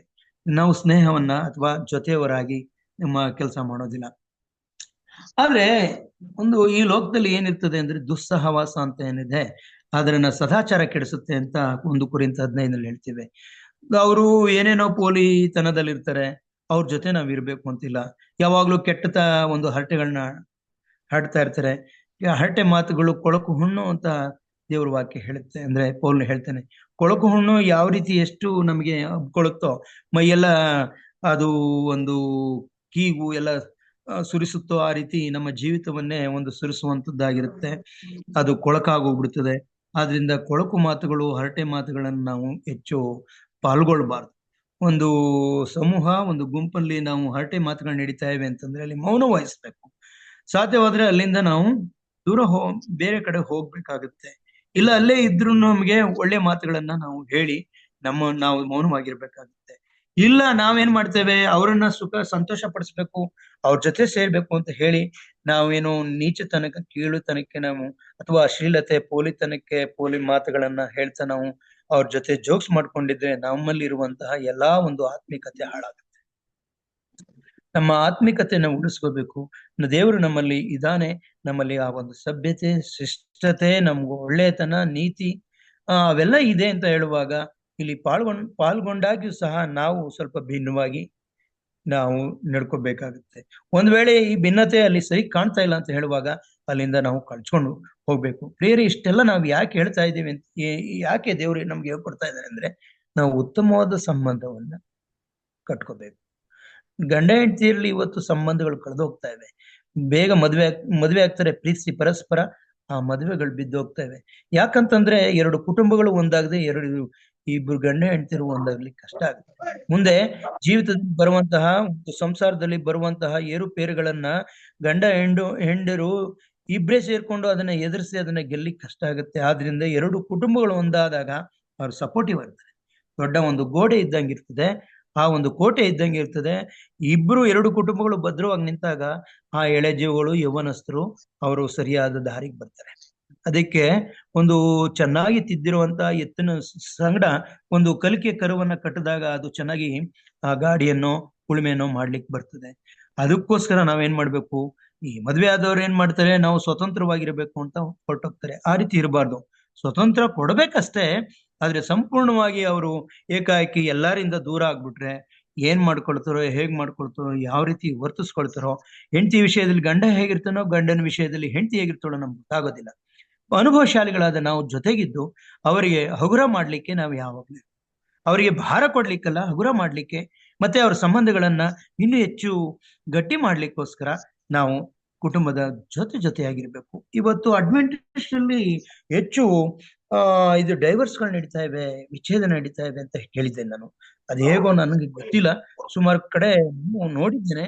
ಆದ್ರೆ ಈ ತರದ ಒಂದು ಎಕ್ಸಾಂಪಲ್ ಇರುವಾಗ ನಾವೇನ್ ಮಾಡ್ತೇವೆ, ಗಂಡ ಹೆಂಡತಿಯ ಸಂಬಂಧ ಯಾವ ಸಂಬಂಧ ಅಂತ ಸ್ವಾಮಿ ಹೇಳ್ತಾನೆ ಅಂತಂದ್ರೆ, ಇಸ್ರಾಯೇಲ್ನ ತನ್ನ ಪತ್ನಿ ಅಂತ ಕರ್ಕೋತಾನೆ ಸ್ವಾಮಿ. ಇಸ್ರಾಯೇಲರನ್ನ ಇಸ್ರಾಯೇಲ್ ಜನಾಂಗವನ್ನ. ಅಂದ್ರೆ ಗಂಡನ ಸ್ಥಾನದಲ್ಲಿ ಯಾರಿದ್ದಾನೆ ಅಂದ್ರೆ ಸ್ವತಃ ದೇವರೇ ನಮಗೆ ಗಂಡನ ಸ್ಥಾನದಲ್ಲಿ. ಸಭೆಯನ್ನ ಸ್ವಾಮಿ ಏನ್ ಕರೀತಾನೆ ಅಂದ್ರೆ ನಿಷ್ಕಳಂಕವುಳ್ಳ ಒಂದು ಮೊದಲಗಿತ್ತಿ ಅಂತ ಕರೀತಾನೆ. ಮೊದಲಗಿತ್ತಿ ಆದವಳು ತನ್ನ ಮೊದಲಿಂಗನಿಗೋಸ್ಕರ ಅವಳು ಮೀಸಲಾಗಿರ್ತಾಳೆ, ಮೆಚ್ಚುಗೆ ಆಗಿರ್ತಾಳೆ. ಆ ರೀತಿ ಹೇಗಿರ್ತಾಳೆ ಅಂತ ಮುಡುಪಾಗಿರ್ತಾಳೆ ಎಲ್ಲಾ ವಿಷಯದಲ್ಲೂ. ಹಾಗೆ ನಾವು ಒಂದು ಸಭೆಯಾಗಿ ಮುಡುಪಾಗಿರ್ಬೇಕು.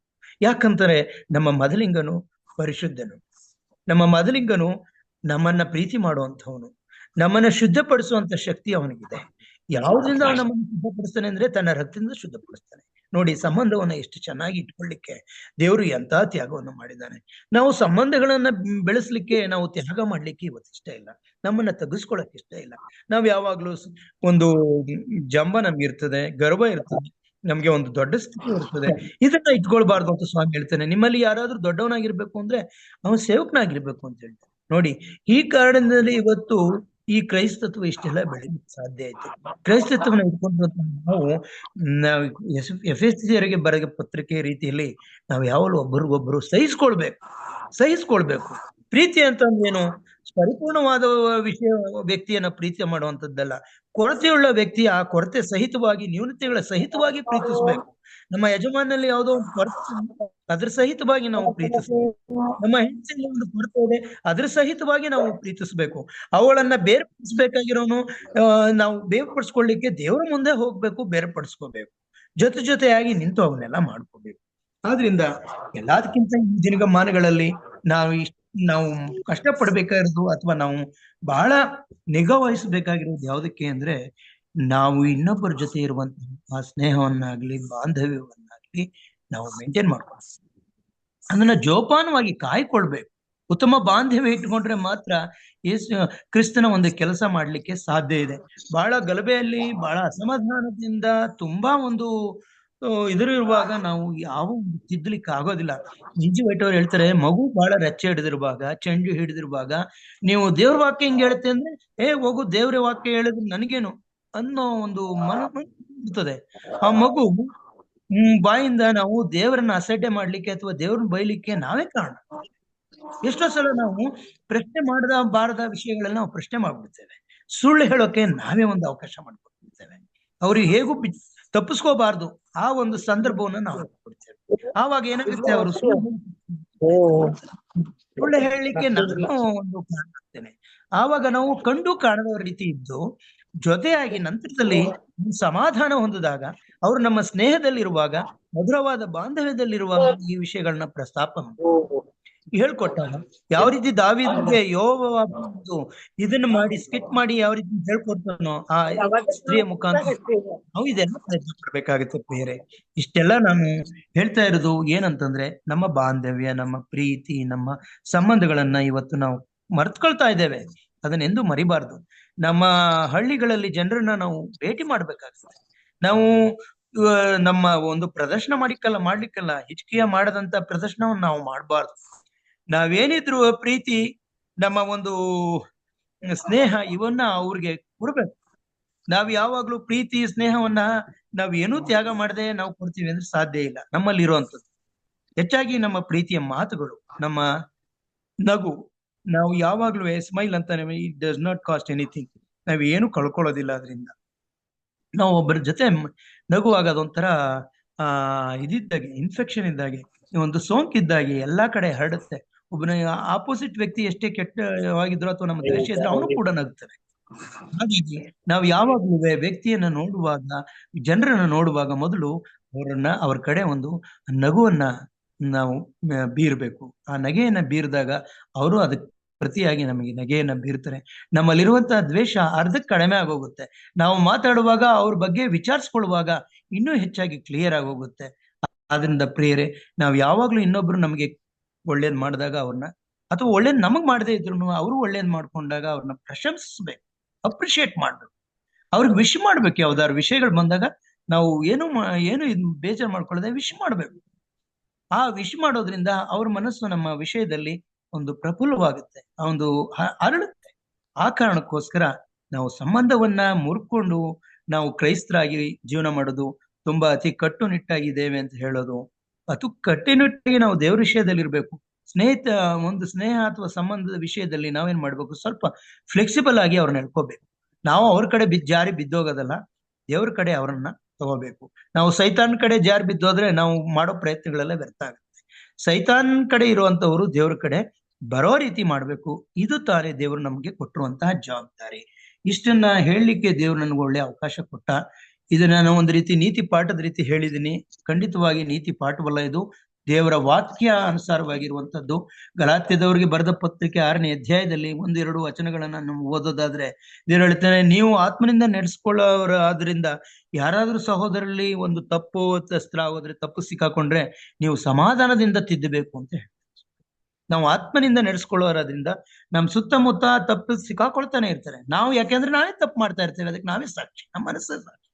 ಹಾಗಾಗಿ ನಾವು ಆತ್ಮನಿಂದ ನಡೆಸ್ಕೊಳ್ಳೋರಾದ್ರಿಂದ ನಾವು ಸಮಾಧಾನದಿಂದ ಇನ್ನೊಬ್ಬರನ್ನ ತಿದ್ದಬೇಕು ಅನ್ನೋ ಪಾಠವನ್ನ ನಾವೆಂದೂ ಮರಿಬಾರ್ದು ಪ್ರಿಯರೇ. ನಾವು ಯಾವಾಗ್ಲೂ ಪ್ರಾರ್ಥನೆ ಮಾಡೋಣ, ಯಾವಾಗ್ಲೂ ಸಹಿಸ್ಕೊಂಡು ಹೋಗೋಣ, ಯಾವಾಗ್ಲೂ ಆ ಒಂದು ಒಳ್ಳೆ ರಿಲೇಷನ್ ಏನಿದೆ, ಬಾಂಧವ್ಯ, ಆ ಒಂದು ಸಂಬಂಧ, ಅವುಗಳನ್ನ ಗಟ್ಟಿಗೊಳಿಸ್ಕೊಳ್ಳೋಣ. ಯಾರಾದ್ರೂ ನಾವು ಎಷ್ಟು ಸಲ ಅಂದ್ಕೊಳ್ತೇನೆ, ನಾನು ಯಾವ್ದಾದ್ರು ಒಂದು ಆರಾಧನೆ ಮಾಡ್ತಾ ಇದ್ರೆ ನನ್ನ ಮಾತಾಡಿಸ್ತಾ ಇರೋನು ಒಬ್ನಿದ್ದಾನೆ, ನಾನು ಮಾತಾಡಿಸ್ತಾ ಇಲ್ಲ ಅಂತ ಅಂದ್ಮೇಲೆ ದೇವ್ರ ಮುಂದೆ ನಾನು ಯಾಕೆ ಮೊಣಕಾಲು ಇರ್ಬೇಕು, ಹೇಗ್ ನಾನು ಮೊಣಕಾಲು ಇರ್ಬೇಕು, ಹೇಗ್ ಪ್ರಾರ್ಥನೆ ಮಾಡ್ಕೋಬೇಕು, ನಾವು ಇಬ್ರು ಒಂದಾಗಿ ತಾನೇ ಇಲ್ಲಿ ಬರ್ಬೇಕಾಗಿರೋದು ಅಂತ ನನ್ನ ಮನ್ಸು ಚುಚ್ಚುತ್ತೆ. ಅದು ಖಂಡಿತವಾಗಿ ಸ್ವಾಮಿ ಅದನ್ನೇ ಹೇಳ್ತಾನೆ, ನಿಮ್ಮಲ್ಲಿ ಯಾರಾದ್ರೂ ನಿನಗನ್ನಿಸ್ದಾಗ, ಅವನಿಗನ್ನಿಸ್ದೇ ಇರ್ಬೋದು, ನಿನಗೆ ಅವನಲ್ಲಿ ವಿರೋಧ ಇದೆ ಅಂತ, ಅಥವಾ ಅವನು ನಿನ್ನನ್ನು ವಿರೋಧ ಇಟ್ಕೊಂಡಿದ್ದಾನೆ ಅಂತ ನಿನಗನ್ನಿಸ್ದ ಕೂಡ್ಲೆ ನೀನು ಹೋಗ್ಬೇಕು. ನಾವು ಏನ್ ಮಾಡ್ಬೇಕು ಅದನ್ನ ಮಾಡ್ಬೋದಾಗಿದೆಯೋ ಹೊರತು ಇನ್ನೊಬ್ರಿಂದ ನಾವು ಮಾಡಿಸೋ ಅಂತ ಪ್ರಯತ್ನವನ್ನ ಮಾಡಿದ್ರೆ ಅದರಲ್ಲಿ ನಾವು ವಿಫಲರಾಗ್ಬೋದು. ಅವನು ಮಾಡ್ಬೋದು, ಮಾಡದೆ ಹೋಗ್ಬೋದು, ಆದ್ರೆ ನಮ್ಮನ್ನ ಮಾಡ್ಲಿಕ್ಕೆ ನಮಗೇನೆ ಅವಕಾಶ ಇರುವಾಗ ಅದನ್ನ ಮಾಡ್ಕೋಬೇಕು. ಅದೇ ತಾನೇ ಸ್ವಾಮಿ ಹೇಳುವಂಥದ್ದು. ನಮ್ಮ ಅವಕಾಶವನ್ನ ನಾವು ತಪ್ಪಿಸ್ಕೋಬಾರ್ದು. ದೇವರು ಈ ಒಂದು ಮುಂಜಾನೆ ವೇಳೆ ಕೊಟ್ಟಂತಹ ಆತನ ವಾಕ್ಯಗಳಿಗೋಸ್ಕರ, ಅದ್ರ ಕೊಟ್ಟಂತಹ ಸಂದೇಶಕ್ಕೋಸ್ಕರ ನಾವು ನಮ್ಮ ಮನಸ್ಸುಗಳನ್ನ ತಿಳಿಯೋಣ, ನಮ್ಮ ಹೃದಯದಲ್ಲಿ ಅವುಗಳನ್ನ ಇಟ್ಕೊಳ್ಳೋಣ, ವಾಕ್ಯವನ್ನ ಎಡೆಬಿಡದೆ ಕಲಿಯೋಣ, ವಾಕ್ಯಾನುಸಾರವಾಗಿ ಇಟ್ಕೊಳ್ಳೋಣ. ಯಾಕಂತಂದ್ರೆ ದೇವರು ನಮ್ಮ ಪ್ರತಿಯೊಂದು ಇದಕ್ಕೂ, ನಮ್ಮ ಕೆಲಸ ಕಾರ್ಯಗಳಿಗೆ, ನಮ್ಮ ಆಲೋಚನೆಗಳಿಗೆ ಅವನು ಶೋಧಿಸುವಂತಹ ದೇವರಾಗಿದ್ದಾನೆ. ಆತನು ನಮಗೆ ತಕ್ಕ ಪ್ರತಿಫಲವನ್ನು ಕೊಡೋಣಾದ್ರಿಂದ ನಾವು ಈ ವಿಷಯದಲ್ಲಿ ಎಚ್ಚರ ವಹಿಸೋಣ ಪ್ರಿಯರೇ. ನಿಮ್ಮೆಲ್ಲರಿಗೂ ಒಳ್ಳೆಯದ ಒಂದು ಜ್ಞಾನ ತಿಳುವಳಿಕೆಯನ್ನ ನಮಗೂ ಸಹ ಎಲ್ಲರಿಗೂ ಸಹ ಕೊಡ್ಲಿ ಅಂತ ನನ್ನ ಪ್ರಾರ್ಥನೆ ಆಗಿದೆ. Thank you pastor. Thank you. ಉತ್ತಮವಾದಂತಹ ಸಂದೇಶಕ್ಕಾಗಿ ಹಿರಿಯರಾದಂತ ಚಿನ್ನಪ್ಪ ಸಾತ್ವಿಕ್ ಅವರಿಗೆ ನಾನು ವಂದನೆಗಳನ್ನ ಸಲ್ಲಿಸ್ತೇನೆ. ಕರ್ತನು ನಿಮ್ಮನ್ನ ಆಶೀರ್ವಾದ ಮಾಡಲಿ. ಈಗ ನಾವು ಪ್ರಾರ್ಥನೆ ವಿಜ್ಞಾಪನೆಗಳಿಗೆ ಹೋಗೋಣ. ಪ್ರಾರ್ಥನೆ ಮಾಡ್ತಕ್ಕಂಥವ್ರು ಪಾಸ್ಟರ್ ಅಮಿತ್ ರವರು, ಅವ್ರು ಪ್ರಾರ್ಥನೆ ಮಾಡಿ ಅಂತ್ಯಾಶೀರ್ವಾದನ ಕೊಡ್ಬೇಕೆಂದು ಕೇಳ್ಕೊಳ್ತೇನೆ. ಪ್ರಾರ್ಥನೆ ಚಾಟ್ ಅಲ್ಲಿ ಹಾಕಿದ್ದಾರೆ, ದಯಮಾಡಿ ವಿಜ್ಞಾಪನೆಗಳನ್ನ ಚಾಟ್ ಅಲ್ಲಿ ಹಾಕಿದ್ದಾರೆ, ಅದನ್ನ ಆ ಪಾಸ್ಟರ್ ನೋಡ್ಕೊಂಡು ಪ್ರಾರ್ಥನೆ ಮಾಡ್ಬೇಕೆಂಬುದಾಗಿ ಕೇಳ್ಕೊಳ್ತೇನೆ. ಓಕೆ ಪಾಸ್ಟರ್, 22 ಪ್ರೇಯರ್ ರಿಕ್ವೆಸ್ಟ್ ಇದೆ, ಅದಕ್ಕಾಗಿ ಪ್ರಾರ್ಥನೆ ಮಾಡ್ತೀನಿ. ಪ್ರತಿಯೊಂದನ್ನು ಅವರು ಪಾಪ ಚೆನ್ನಾಗಿ ಹಾಕಿದ್ದಾರೆ, ಚಾಟ್ ಅಲ್ಲಿ ಹಾಕಿದ್ದಾರೆ ಪ್ರಾರ್ಥನೆ ರಿಕ್ವೆಸ್ಟ್ಗಳು. ಸೊ ಅದನ್ನು ನಾನು ಈಗ ಪ್ರಾರ್ಥನೆ ಮಾಡ್ತೀನಿ. ಪ್ರಾರ್ಥಿಸೋಣ. ದಯಾನಂದ್ ಒಂದು ಸವಿತಾ ದಯಾನಂದ್ ಒಂದು ಆಡ್ ಮಾಡಿಮ್ಮ, ಹೆಲ್ತ್ಗೋಸ್ಕರ, ಫಾರ್ ಹೆಲ್ತ್. ದಯಾನಂದ್ ಅಂತ. ಓಕೆ, ದಯಾನಂದ್ ಅವ್ರನ್ನ ಜೊತೆ ಸೇರಿಸ್ಕೊಳ್ಳಿ. ಓಕೆ, ಓಕೆ, ಪ್ರಾರ್ಥಿಸೋಣ. ಅಷ್ಟೇ ಯಶವಂತ್ ಅವ್ರಿಗಾಗಿ, ಮಾಡಿ ಮೇಲಿಂದ ಬಿದ್ದೋಗ್ಬಿಟ್ರಲ್ಲ, ಅವ್ರಿಗಾಗಿ ಪ್ರಾರ್ಥನೆ ಮಾಡಿ. ಯಶವಂತ್ ಅಂತ ಹೇಳಿ ಅವ್ರಿಗೋಸ್ಕರ ಪ್ರಾರ್ಥನೆ. ಮತ್ತೆ ನಮ್ಮ ಕುಟುಂಬಕ್ಕಾಗಿ. ಓಕೆ, ಅದೆಲ್ಲ ಇದೆ. ಪ್ರಾರ್ಥಿಸೋಣ. ಭೂಮಿ ಆಕಾಶವನ್ನು, ಜಲಚರ ಪ್ರಾಣಿ ಪಕ್ಷಿಗಳನ್ನು, ಗಿಡ ಮರಗಳನ್ನು ಸೃಷ್ಟಿ ಮಾಡಿದ ಸೃಷ್ಟಿಕರ್ತನಾದ ತಂದೆಯಾದ ದೇವ್ರೆ, ನಿನ್ನ ಪರಿಶುದ್ಧವಾದಂತಹ ನಾಮಕ್ಕೆ ನಾನು ಅನಂತ ಅನಂತ ಸ್ತುತಿ ಸ್ತೋತ್ರಗಳು ಸಲ್ಲಿಸುವಂತವನಾಗಿದ್ದೇನೆ ಕರ್ತ. ಈ ಮುಂಜಾನೆಯ ವೇಳೆಯಲ್ಲಿ ಮತ್ತೊಂದು ಸಾರಿ ಸ್ವಾಮಿ, ಅಲ್ಪ ಮಾನವರಾದ ನಮ್ಮನ್ನು ನೀನು ಬಹಳಷ್ಟು ಪ್ರೀತಿ ಮಾಡಿ, ಕರುಣೆ ತೋರಿಸಿ, ದಯೆ ತೋರಿಸಿ, ನಮ್ಮನ್ನು ಜೀವಿತರ ಸಂಖ್ಯೆಯಲ್ಲಿ ನಮ್ಮನ್ನು ಉಳಿಸಿ, ನಮ್ಮನ್ನು ಕಾಪಾಡ್ಕೊಂಬಂದಿದ್ದಕ್ಕಾಗಿ ವಂದನೆಗಳು ಸಲ್ಲಿಸ್ತೇನೆ ರಾಜ್ಯ. ಕಳೆದ ರಾತ್ರಿ ಎಲ್ಲ ನಮಗೆ ನಿನ್ನ ಕೃಪೆಗೆ ಅನುಸಾರವಾಗಿ ಸುಖವಾದಂತಹ ನಿದ್ರೆ ದಯಪಾಲಿಸಿ ಕೊಟ್ಟು ಎಲ್ಲಾ ಕೇಡು ಗಂಡಾಂತರಗಳಿಂದಲೂ, ಬೇಟೆಗಾರನ ಬಲಿಯಿಂದಲೂ, ಮರಣಕರ ವ್ಯಾಧಿಯಿಂದಲೂ, ಕಳ್ಳಕಾಕರ ಭಯಭೀತಿಯಿಂದಲೂ, ಸಾವು ನೋವುಗಳಿಂದಲೂ, ಕೆಟ್ಟ ಸುದ್ದಿಗಳಿಂದಲೂ ನಮ್ಮನ್ನು ತಪ್ಪಿಸಿ ಹಾಸಿಗೆಯಿಂದ ನೇರವಾಗಿ ಎದ್ದು ಕರ್ತನೆ, ಶ್ರೇಷ್ಠನಾದ ನಿನ್ನನ್ನು, ಉನ್ನತನಾದ ನಿನ್ನನ್ನು, ಜೀವಿಸುವ ದೇವರಾದ ನಿನ್ನನ್ನು, ರಕ್ಷಣೆ ಕೊಟ್ಟಂತ ದೇವರಾದ ನಿನ್ನನ್ನು ಬಹಳ ಪ್ರೀತಿಯಿಂದ ನಿನ್ನ ಸ್ವರವನ್ನು ಕೇಳಲಿಕ್ಕಾಗುವಂತೆ ನಿಂತಾನೆ ನಿನ್ನ ಕೃಪೆ ನಮಗೆ ಅನುಗ್ರಹ ಮಾಡಿಕೊಟ್ಟಿದ್ದಕ್ಕಾಗಿ ಸ್ತೋತ್ರ. ಇವತ್ತು ಸ್ವಾಮಿ ಹಿರಿಯರು ಆಗಿರುವಂತ ಚಿನ್ನಪ್ಪ ಸಾತ್ವಿಕ್ ಅವರ ಮುಖಾಂತರವಾಗಿ ಅನೇಕ ಸತ್ಯಾರ್ಥಗಳನ್ನು ಮನುಷ್ಯನು ಜೀವಿಸುವಾಗ ಯಾವೆಲ್ಲ ಗುಣ ಧರಿಸಿಕೊಳ್ಳಬೇಕು, ಹೇಗೆ ಇತರನ್ನು ಪ್ರೀತಿ ಮಾಡಬೇಕು, ಹೇಗೆ ತನ್ನ ಕುಟುಂಬವನ್ನು ಪ್ರೀತಿ ಮಾಡಿಕೊಳ್ಳಬೇಕು, ಹೊರ ದೇಶದಿಂದ ಬಂದಿರುವಂತ ಜನರನ್ನು ಹೇಗೆ ಪ್ರೀತಿಸಬೇಕು ಎಂಬುದಾಗಿ ನೀನು ಅನೇಕ ವಿಷಯಗಳು ಅವ್ರ ಮುಖಾಂತರವಾಗಿ ತಿಳಿಸಿಕೊಟ್ಟಿದ್ದಕ್ಕಾಗಿ ಸ್ತೋತ್ರಪ್ಪ. ಹೌದು ಸ್ವಾಮಿ, ಎಷ್ಟೋ ಸಾರಿ ಇಂತಹ ಒಂದು ಕಾರ್ಯದಲ್ಲಿ ನಾವು ಬಿದ್ದು ಹೋಗ್ತಿದ್ದೀವಿ ರಕ್ಷಕನೇ. ನಾನಾಯ್ತು, ನನ್ನ ಕುಟುಂಬವಾಯ್ತು, ನನ್ನ ಮಕ್ಕಳಾಯ್ತು ಎಂಬುದಾಗಿ ಎಷ್ಟೋ ಸಾರಿ ಹಾಗೆ ನಾವು ಹೋಗ್ತಾ ಇದ್ದೇವೆ. ಬಟ್ ಅದು ಸೇವೆ ಅಲ್ಲ ರಕ್ಷಕನೇ. ಕರ್ತನೇ, ಇತರನ್ನು ಸಹ ನಾವು ಸೇವೆ ಮಾಡಬೇಕು ಎಂಬುದಾಗಿ, ಇತರನ್ನು ಸಹ ಪ್ರೀತಿ ಮಾಡಬೇಕು, ನಮ್ಮ ವೈರಿಗಳನ್ನು ಪ್ರೀತಿಸಬೇಕು, ನಮ್ಮನ್ನು ದ್ವೇಷ ಮಾಡೋರು ಪ್ರೀತಿಸಬೇಕು, ನಮ್ಮನ್ನು ಬೈಯೋರನ್ನು ಪ್ರೀತಿಸಬೇಕು ಎಂಬುದಾಗಿ ನಿಂತನೆ ನಮಗೆ ತಿಳಿಸಿಕೊಟ್ಟಿದ್ದಕ್ಕಾಗಿ ಸ್ತೋತ್ರಪ್ಪ. ಕರ್ತನೆ, ಆ ಮಗನನ್ನು ಸ್ವಾಮಿ ನಮ್ಮ ಸಭೆಯಲ್ಲಿ ಇಟ್ಟಿದೆ ನಮಗೆ ಒಂದು ಆಶೀರ್ವಾದವಾಗಿದೆ ಕರ್ತನೆ. ಅದಕ್ಕಾಗಿ ನಿನಗೆ ಮಹಿಮೆ ಸಲ್ಲಿಸ್ತೇವೆ. ಒಳ್ಳೆ ಜ್ಞಾನ ವಿವೇಕವನ್ನು ಅವರಿಗೆ ದಯಪಾಲಿಸಿ ಕೊಟ್ಟಿದ್ದಿ, ತಿಳುವಳಿಕೆ ದಯಪಾಲಿಸಿ ಕೊಟ್ಟಿದ್ದಿ. ಅದಕ್ಕಾಗಿ ಕೊಂಡಾಡುತ್ತೇನೆ, ಸ್ತುತಿಸ್ತೇನೆ, ಘನಪಡಿಸ್ತೇನಪ್ಪ. ಈ ಒಂದು ಸಂದರ್ಭದಲ್ಲಿ ಬಹಳಷ್ಟು ಪ್ರಾರ್ಥನೆ ವಿಜ್ಞಾಪನೆಗಳಿದೆ ಕರ್ತ. ಅವೆಲ್ಲಾ ಪ್ರಾರ್ಥನೆ ವಿಜ್ಞಾಪನೆಗಳಿಗೆ ನೀನೊಬ್ಬನೇ ಸದುತ್ತರವನ್ನು ಕೊಡಲು ಶಕ್ತನಾಗಿದ್ದಕ್ಕಾಗಿ ಸ್ತೋತ್ರ. ಈ ಪ್ರಾರ್ಥನೆ ಮನವಿಯನ್ನು ಹಿಡಿದುಕೊಂಡು ಯಾವ ಮನುಷ್ಯನ ಬಳಿಗೆ ಹೋಗುವುದಾದರೂ, ಯಾವ ವೈದ್ಯನ ಬಳಿಗೆ ಹೋಗುವುದಾದರೂ ಕರ್ತನೆ, ಅವ್ರು ಬಿಡುಗಡೆ ಕೊಡುವುದಕ್ಕಾಗೋದಿಲ್ಲ ದೇವ. ಆದ್ರೆ ನಿನ್ನ ಬಳಿಗೆ ಬರುವಾಗ ನಿನ್ನ ವಾಕ್ಯ ಹೇಳುತ್ತಲೇ, ಕಷ್ಟ ಪಡುವವರೇ, ಹೊರೆ ಹೊತ್ತವರೇ, ನೀವೆಲ್ಲರೂ ನನ್ನ ಬಳಿಗೆ ಬನ್ರಿ, ನಾನು ನಿಮಗೆ ವಿಶ್ರಾಂತಿ ಕೊಡ್ತೇನೆ ಎಂಬುದಾಗಿ ನೀನು ಹೇಳ್ತೀಯಪ್ಪ.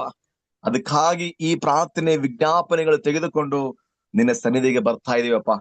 ಹೆಸರಾಗಿ ನಾನು ಓದುವಂತವನಾಗಿದ್ದೇನೆ ಕರ್ತನೆ.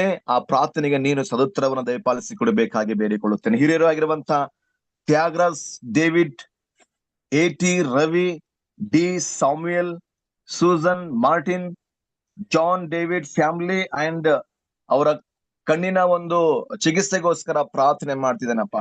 ಇವರನ್ನು ದೇವರೇ ನಿಂತನೆ ಸ್ಪರ್ಶಿಸು. ಇವರ ಜೀವಿತ, ಇವರ ನಂಬಿಕೆ, ಇವರ ಪ್ರೀತಿ, ಇವರ ಭಕ್ತಿ ಎಲ್ಲವನ್ನು ಬಲ್ಲಂತ ದೇವರು ನೀನಾಗಿದೆ ಸ್ವಾಮಿ. ಅವರು ನಿನ್ನ ಮೇಲೆ ಎಷ್ಟು ವಿಶ್ವಾಸವಿಟ್ಟಿದ್ದಾರೋ, ಎಷ್ಟು ನಂಬಿಕೆ ಇಟ್ಟಿದ್ದಾರೋ, ಅದಕ್ಕೆ ಪ್ರತಿಫಲವಾಗಿ ಅವರಿಗೆ ನೀನು ಅನುಗ್ರಹಿಸಿ ನಿನ್ನ ಆಶೀರ್ವಾದ ಕೊಡು ಸ್ವಾಮಿ. ಪವಿತ್ರಾತ್ಮ ದೇವರು ಅವರು ಕೂಡ ಇರಿಸಬೇಕಾಗಿ ನಿನ್ನಲ್ಲಿ ಪ್ರಾರ್ಥನೆ ಮಾಡುತ್ತಿದ್ದೇನೆ ದೇವ. ನನಗೆ ಬಿಡುಗಡೆ ಆಯಿತು ಎಂಬುದಾಗಿ ಕರ್ತನೆ, ನೀನು ದೂರ ಹೋಗದ ಹಾಗೆ ನನಗೆ ಬಿಡುಗಡೆ ಆಗಿದೆ, ನನಗೆ ದೇವರು ಮುಟ್ಟಿದ್ದಾನೆ, ನನಗೆ ಗುಣಪಡಿಸಿದ್ದಾನೆ ಎಂಬುದಾಗಿ ನಿನ್ನ ಸನ್ನಿಧಿಯಲ್ಲಿ ಸಾಕ್ಷಿ ಹೇಳುತ್ತಾ ಅವ್ರು ಸೇವೆ ಮಾಡ್ಲಿಕ್ಕಾಗುವಂತೆ ಅವ್ರನ್ನ ಉಪಯೋಗಿಸಿಕೊಳ್ಬೇಕಾಗಿ ಬೇಡಿಕೊಳ್ಳುತ್ತಾ ಇದ್ದಾನೆ.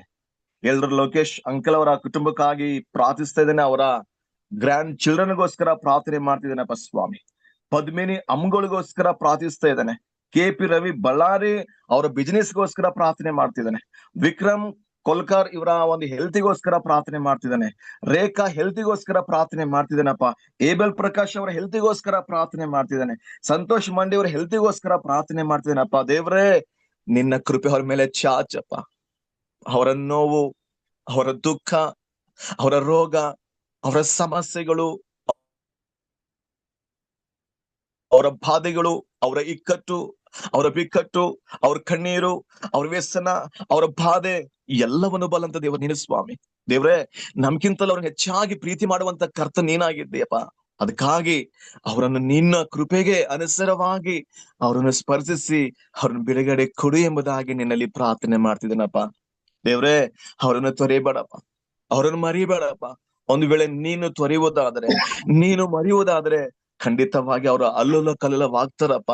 ದಯ ತೋರಿಸು, ಕಣೆ ತೋರಿಸು, ಶಾಂತಿ ನೀಡು, ಸಮಾಧಾನ ನೀಡು, ಬಿಡುಗಡೆ ನೀಡಬೇಕಾಗಿ ನಿನ್ನಲ್ಲಿ ಪ್ರಾರ್ಥನೆ ಮಾಡ್ತಿದ್ದೇನೆಪ್ಪ ಸ್ವಾಮಿ.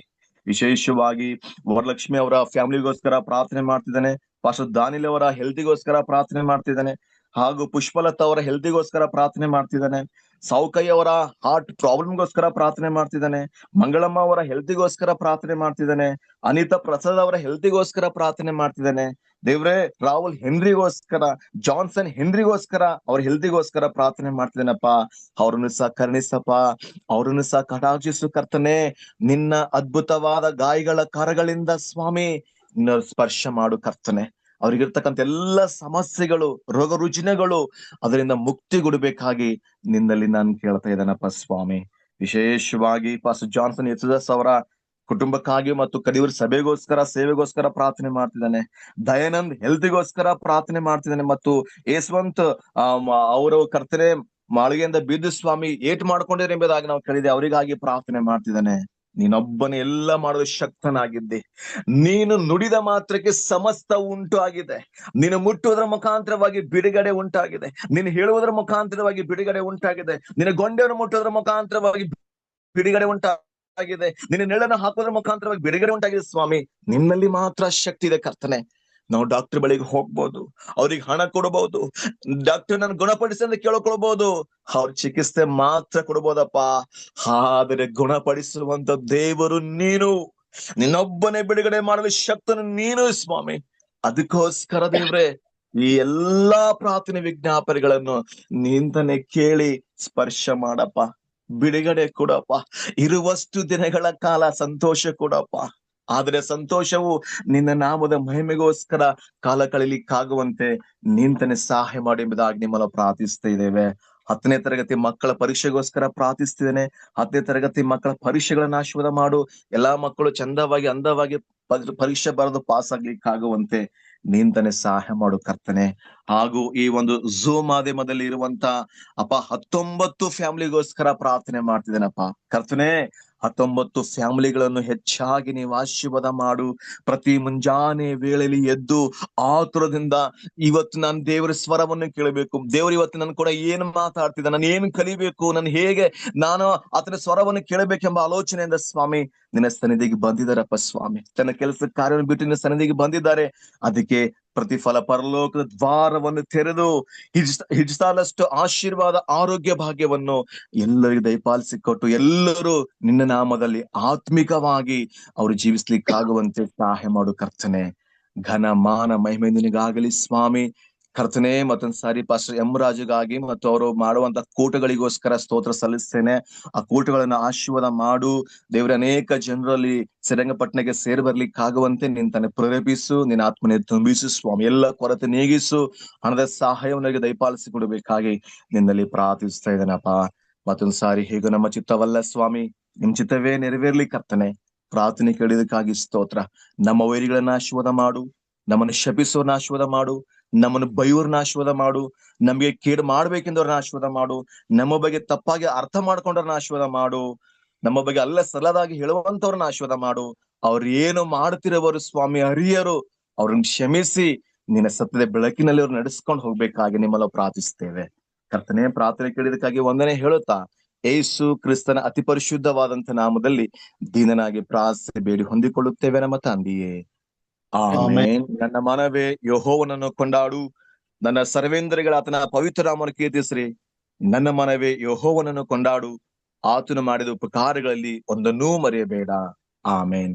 ನಮ್ಮ ತಂದೆಯಾದ ದೇವರ ಪ್ರೀತಿ, ಯೇಸು ಕ್ರಿಸ್ತನ ಕೃಪೆ, ಪವಿತ್ರಾತ್ಮನ ಶಾಂತಿ, ಸಮಾಧಾನ, ಆರೋಗ್ಯ ಭಾಗ್ಯವು ಪ್ರಾರ್ಥನೆ ವಿಜ್ಞಾಪನೆಗಳ ಜೊತೆಯಲ್ಲಿಯೂ ಹಾಗೂ 19 ಜನರ ಫ್ಯಾಮಿಲಿಗಳ ಜೊತೆಯಲ್ಲಿಯೂ ಹಾಗೂ ವಾಕ್ಯಗಳಿಂದ ನಿಮ್ಮ ದಾಸನ ಜೊತೆಯಲ್ಲಿಯೂ ಕಾರ್ಯಕ್ರಮ ರೂಪಿಸಿದ ಬೋಧಕರ ಜೊತೆಯಲ್ಲಿಯೂ ಇಂದು ಎಂದು ನಿತ್ಯ ನಿರಂತರಕ್ಕೂ ನಿಮ್ಮ ಆಶೀರ್ವಾದ ನೆಲೆಯಾಗಿರ್ಲಿ ಕರ್ತನೆ.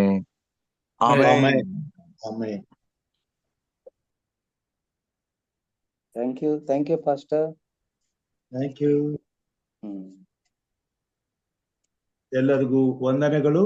ಈ ದಿನದ ಕಾರ್ಯಕ್ರಮದಲ್ಲಿ ಭಾಗವಹಿಸಿದಂತ ಎಲ್ಲಾ 19-20 ಕುಟುಂಬಗಳಿಗೂ ನಾನು ವಂದನೆಗಳನ್ನ ಸಲ್ಲಿಸ್ತೇನೆ. ವಿಶೇಷವಾಗಿ ಆರಂಭದ ಪ್ರಾರ್ಥನೆ ಮಾಡಿದಂತ ಬೋಧಕರಂತ ಸಾಲಮನ್ ಅವರಿಗೂ ಮತ್ತು ವಿಶೇಷ ಗೀತೆಯನ್ನು ಹಾಡಿದಂತ ಸಹೋದರ ಜಾನ್ ಡೇವಿಡ್ ಅವರಿಗೂ ಉತ್ತಮವಾದಂತ ಸಂದೇಶವನ್ನು ನೀಡಿದಂತ ಹಿರಿಯಂತ ಚಿನ್ನಪ್ಪ ಸಾತ್ವಿಕ್ ಅವರಿಗೂ, ಮುಕ್ತಾಯದ ಪ್ರಾರ್ಥನೆಯನ್ನು ಮಾಡಿದಂತ ಬೋಧಕರಂತ ಅಮಿತ್ ರಾವ್ ಅವರಿಗೂ ತುಂಬ ಹೃದಯವಾದ ಧನ್ಯವಾದಗಳನ್ನ ಸಲ್ಲಿಸ್ತೇನೆ. ನಮ್ಮೆಲ್ಲರನ್ನ ಕರ್ತನು ಆಶೀರ್ವಾದ ಮಾಡಲಿ, ಆತನ ಕೃಪಾಶೀರ್ವಾದಕ್ಕೆ ಒಪ್ಪಿಸುತ್ತಾ ಮತ್ತೆ ಈ ದಿನದಲ್ಲಿ ಆತನ ಭಯ ಭಕ್ತಿಯಲ್ಲಿ ನಾವು ಕಳೆಯುವ ಹಾಗೆ, ಆತನ ಘನತೆಗಾಗಿ ಉಪಯೋಗಿಸಲ್ಪಡುವ ಹಾಗೆ ಕರ್ತನು ನಮ್ಮನ್ನು ನಡೆಸಲಿ ಎಂದು ಆಶೀರ್ವದಿಸುತ್ತಾ ಮತ್ತೆ ಸಾಯಂಕಾಲ ಅಂತಾರಾಷ್ಟ್ರೀಯ ಕನ್ನಡ ಸಬ್ಬತ್ ಸಾಲಕ್ಕೆ ಒಟ್ಟಾಗಿ ಕೂಡಿ ಬರುವಂತೆ ಕರ್ತನು ನಮ್ಮನ್ನು ನಡೆಸಲಿ ಎಂಬುದಾಗಿ ಪ್ರಾರ್ಥಿಸುತ್ತಾ ಎಲ್ಲರಿಗೂ ಮತ್ತೊಮ್ಮೆ ಈ ಬೆಳಗಿನ ಶುಭಾಶಯಗಳನ್ನು ಕೋರ್ತೇನೆ. ಕರ್ತನು ನಮ್ಮನ್ನು ಧನ್ಯವಾದ ಬದುಕ್ರೆ, ಧನ್ಯವಾದ, ಶುಭೋದಯ. Thank you. ಚಿನ್ನಪ್ಪ ಅಂಕಲ್ರಿಗೂ ಬರೋದೇ ಧನ್ಯವಾದಗಳು. ಬದುಕಲಾದ ಅಮಿತ್ ಅವರು ಪ್ರಾರ್ಥನೆ ಮಾಡಿದ್ದಾರೆ, ಅವರಿಗೂ ಬರೋದೇ ಧನ್ಯವಾದ. ಎಲ್ರಿಗೂ ಧನ್ಯವಾದ ಮತ್ತು ಶುಭೋದಯ. ಎಲ್ಲರಿಗೂ ಮುಂಜಾನೆಯ ಶುಭೋದಯಗಳು. ಎಲ್ಲರಿಗೂ ಧನ್ಯವಾದ. ವಾಕ್ಯ ತಿಳಿಸ್ಕೊಟ್ಟಂತ ಚಿನ್ನಪ್ಪ ಫಸ್ಟ್ಗೂ, ಪ್ರಾರ್ಥನೆ ಮಾಡಿದಂತ ಅಮಿತ್ ಫಸ್ಟ್ ಅವ್ರಿಗೂ, ನಮ್ಮ ಎಸ್ ಟಿ ಸಾಲಮನ್ ಅವ್ರು ಕೂಡ ಧನ್ಯವಾದಗಳು. ದೇವರು ವಾಕ್ಯಗಳೊಟ್ಟಿಗೆ ಎಲ್ಲರನ್ನು ಆಶೀರ್ವಾದ ಮಾಡಲಿ. ಒಳ್ಳೆ ವಾಕ್ಯ ತಿಳಿಸ್ಕೊಟ್ಟಿದ್ದಾರೆ.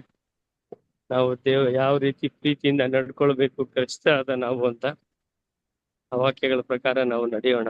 ದೇವರು ನಮ್ಮನ್ನೆಲ್ಲರನ್ನು ಆಶೀರ್ವಾದ ಮಾಡಲಿ. ಧನ್ಯವಾದಗಳು pastor. Thank you, Pastor. Thank you very much. Chinnappa sir, thank you. Very good message.